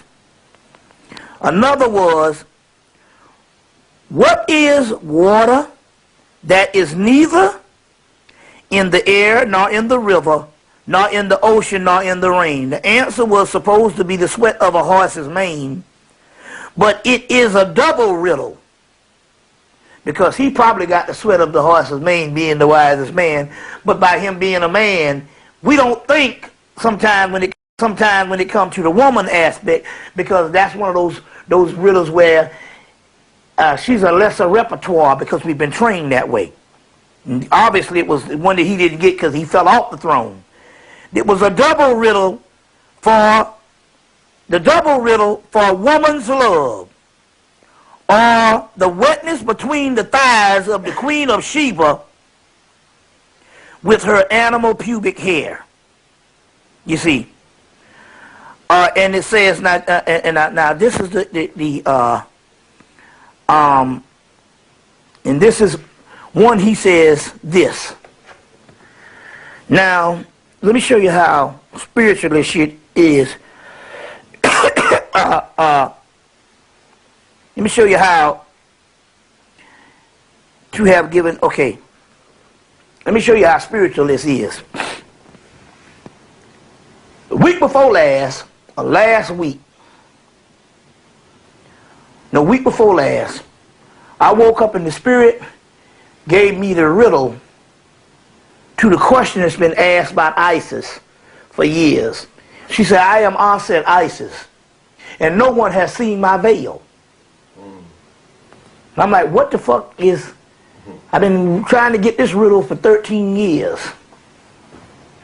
I'm quite sure it's a multiple riddle, but they gave me the ultimate answer.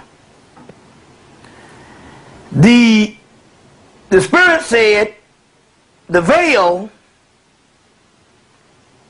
is the pubic hair.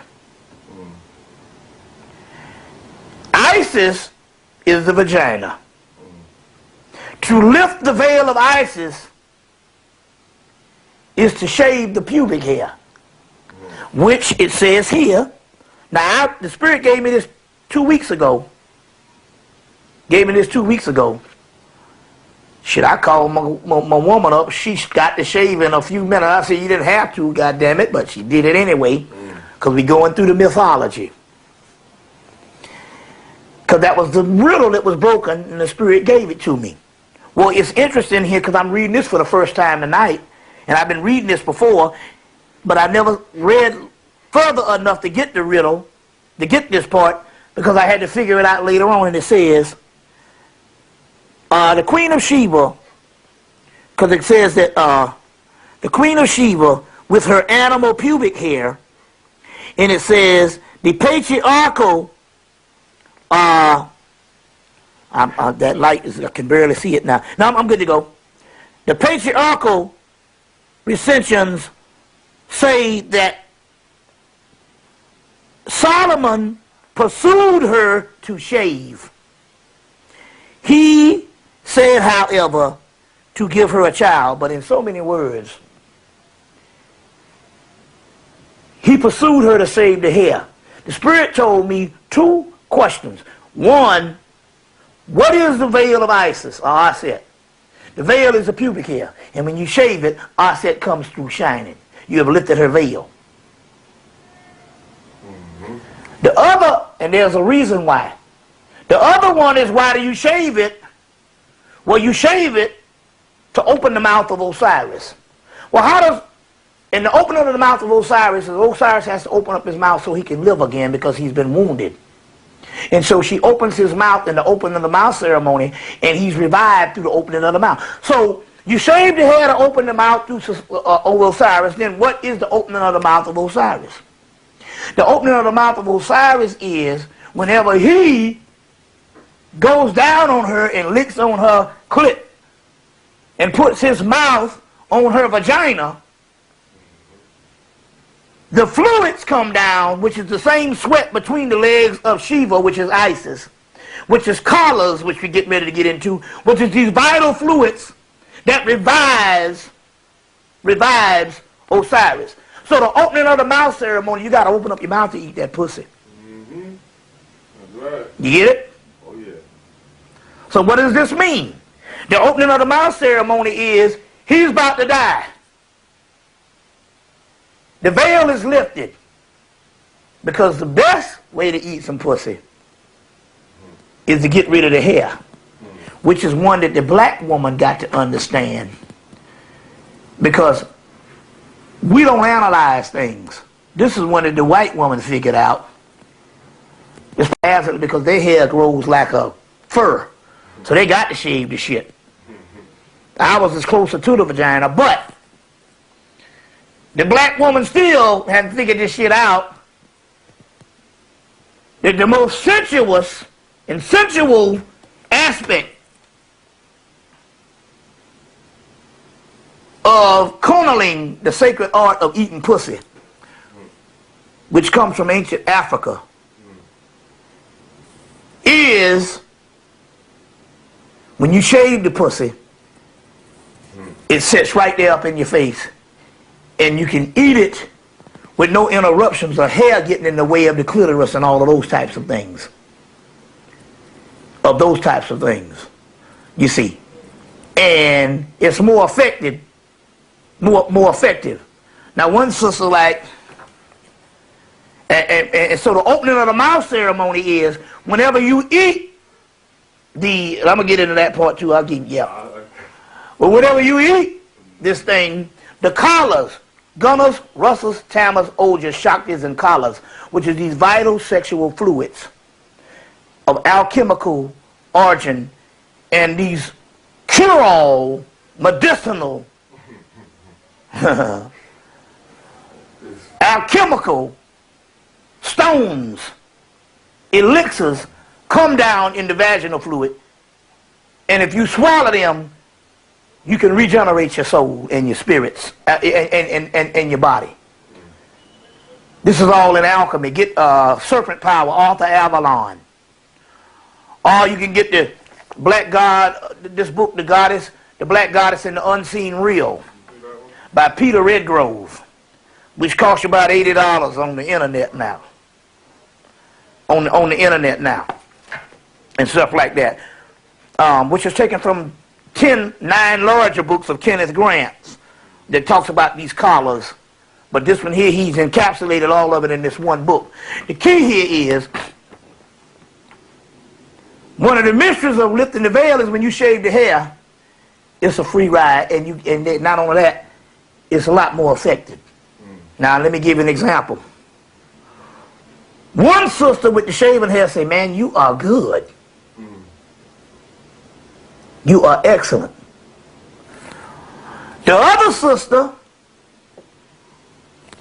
I begged her, "You got too much hair.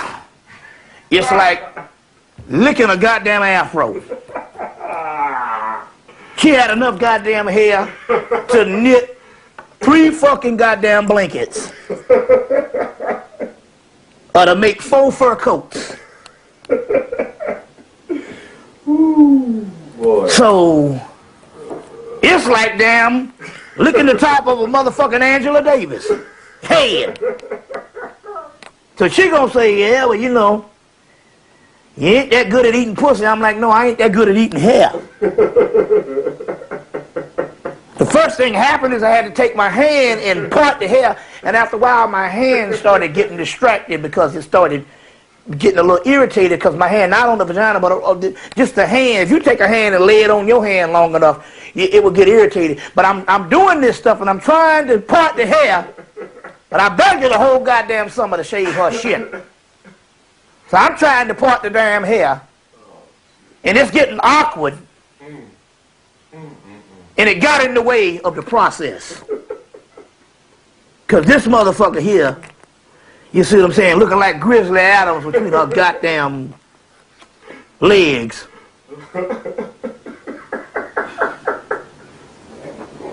You know what I'm saying? Shit. You can braid her shit. She had enough hair, if you cut it off, you could have weeds for days. The weeds for days. The fucking Asians would love her black ass. They get paid. Plus, and it's interesting because when you study sex, and and they tell you in the Tantric books, one of the excellent ways to also study the process of sex is watch porno.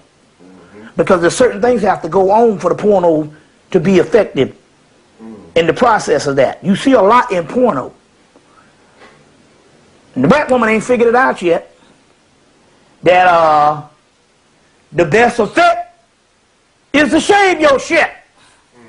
Now, you don't have to use a razor. You can use clippers and get it down low enough that it doesn't bump you up or whatever, but it can also get it down low enough that the man can do his fucking job. And increase the sensation. Right? Exactly. And also, the hair is one of the things that contributes to the smell. And they ain't figured the goddamn shit out yet. If you shave the shit, you see what I'm saying? Ain't nothing gets trapped. The moisture don't get trapped like it did. And so therefore, the smell, you see what I'm saying, as well. As a matter of fact, one of the sisters that was completely shaven had absolutely no smell at all. None. You see. So my point is it can decrease the smell. You see what I'm saying? But there is there's an esoteric thing on the realm of smell also too. But that's one of the things. But you don't have to shave. Well, a lot of sisters say, you know, I don't like when it grow back. No, you can take clippers, and you can do this science. You like but scissors? no, the little hair clippers. You know, the ones that they got to trim the beards. Right. I know what you mean. Yeah, you don't have to go down on it. You just. No, you can just do it and stuff until you get it down to a certain point. These are the things we got to teach the people. Oh, who the hell you think supposed to do it but the man? That's a part of the ritual. He has to lift the veil. You see what I'm saying? So I've done it with the clippers and the actual razor. Okay. That's a part of the ritual.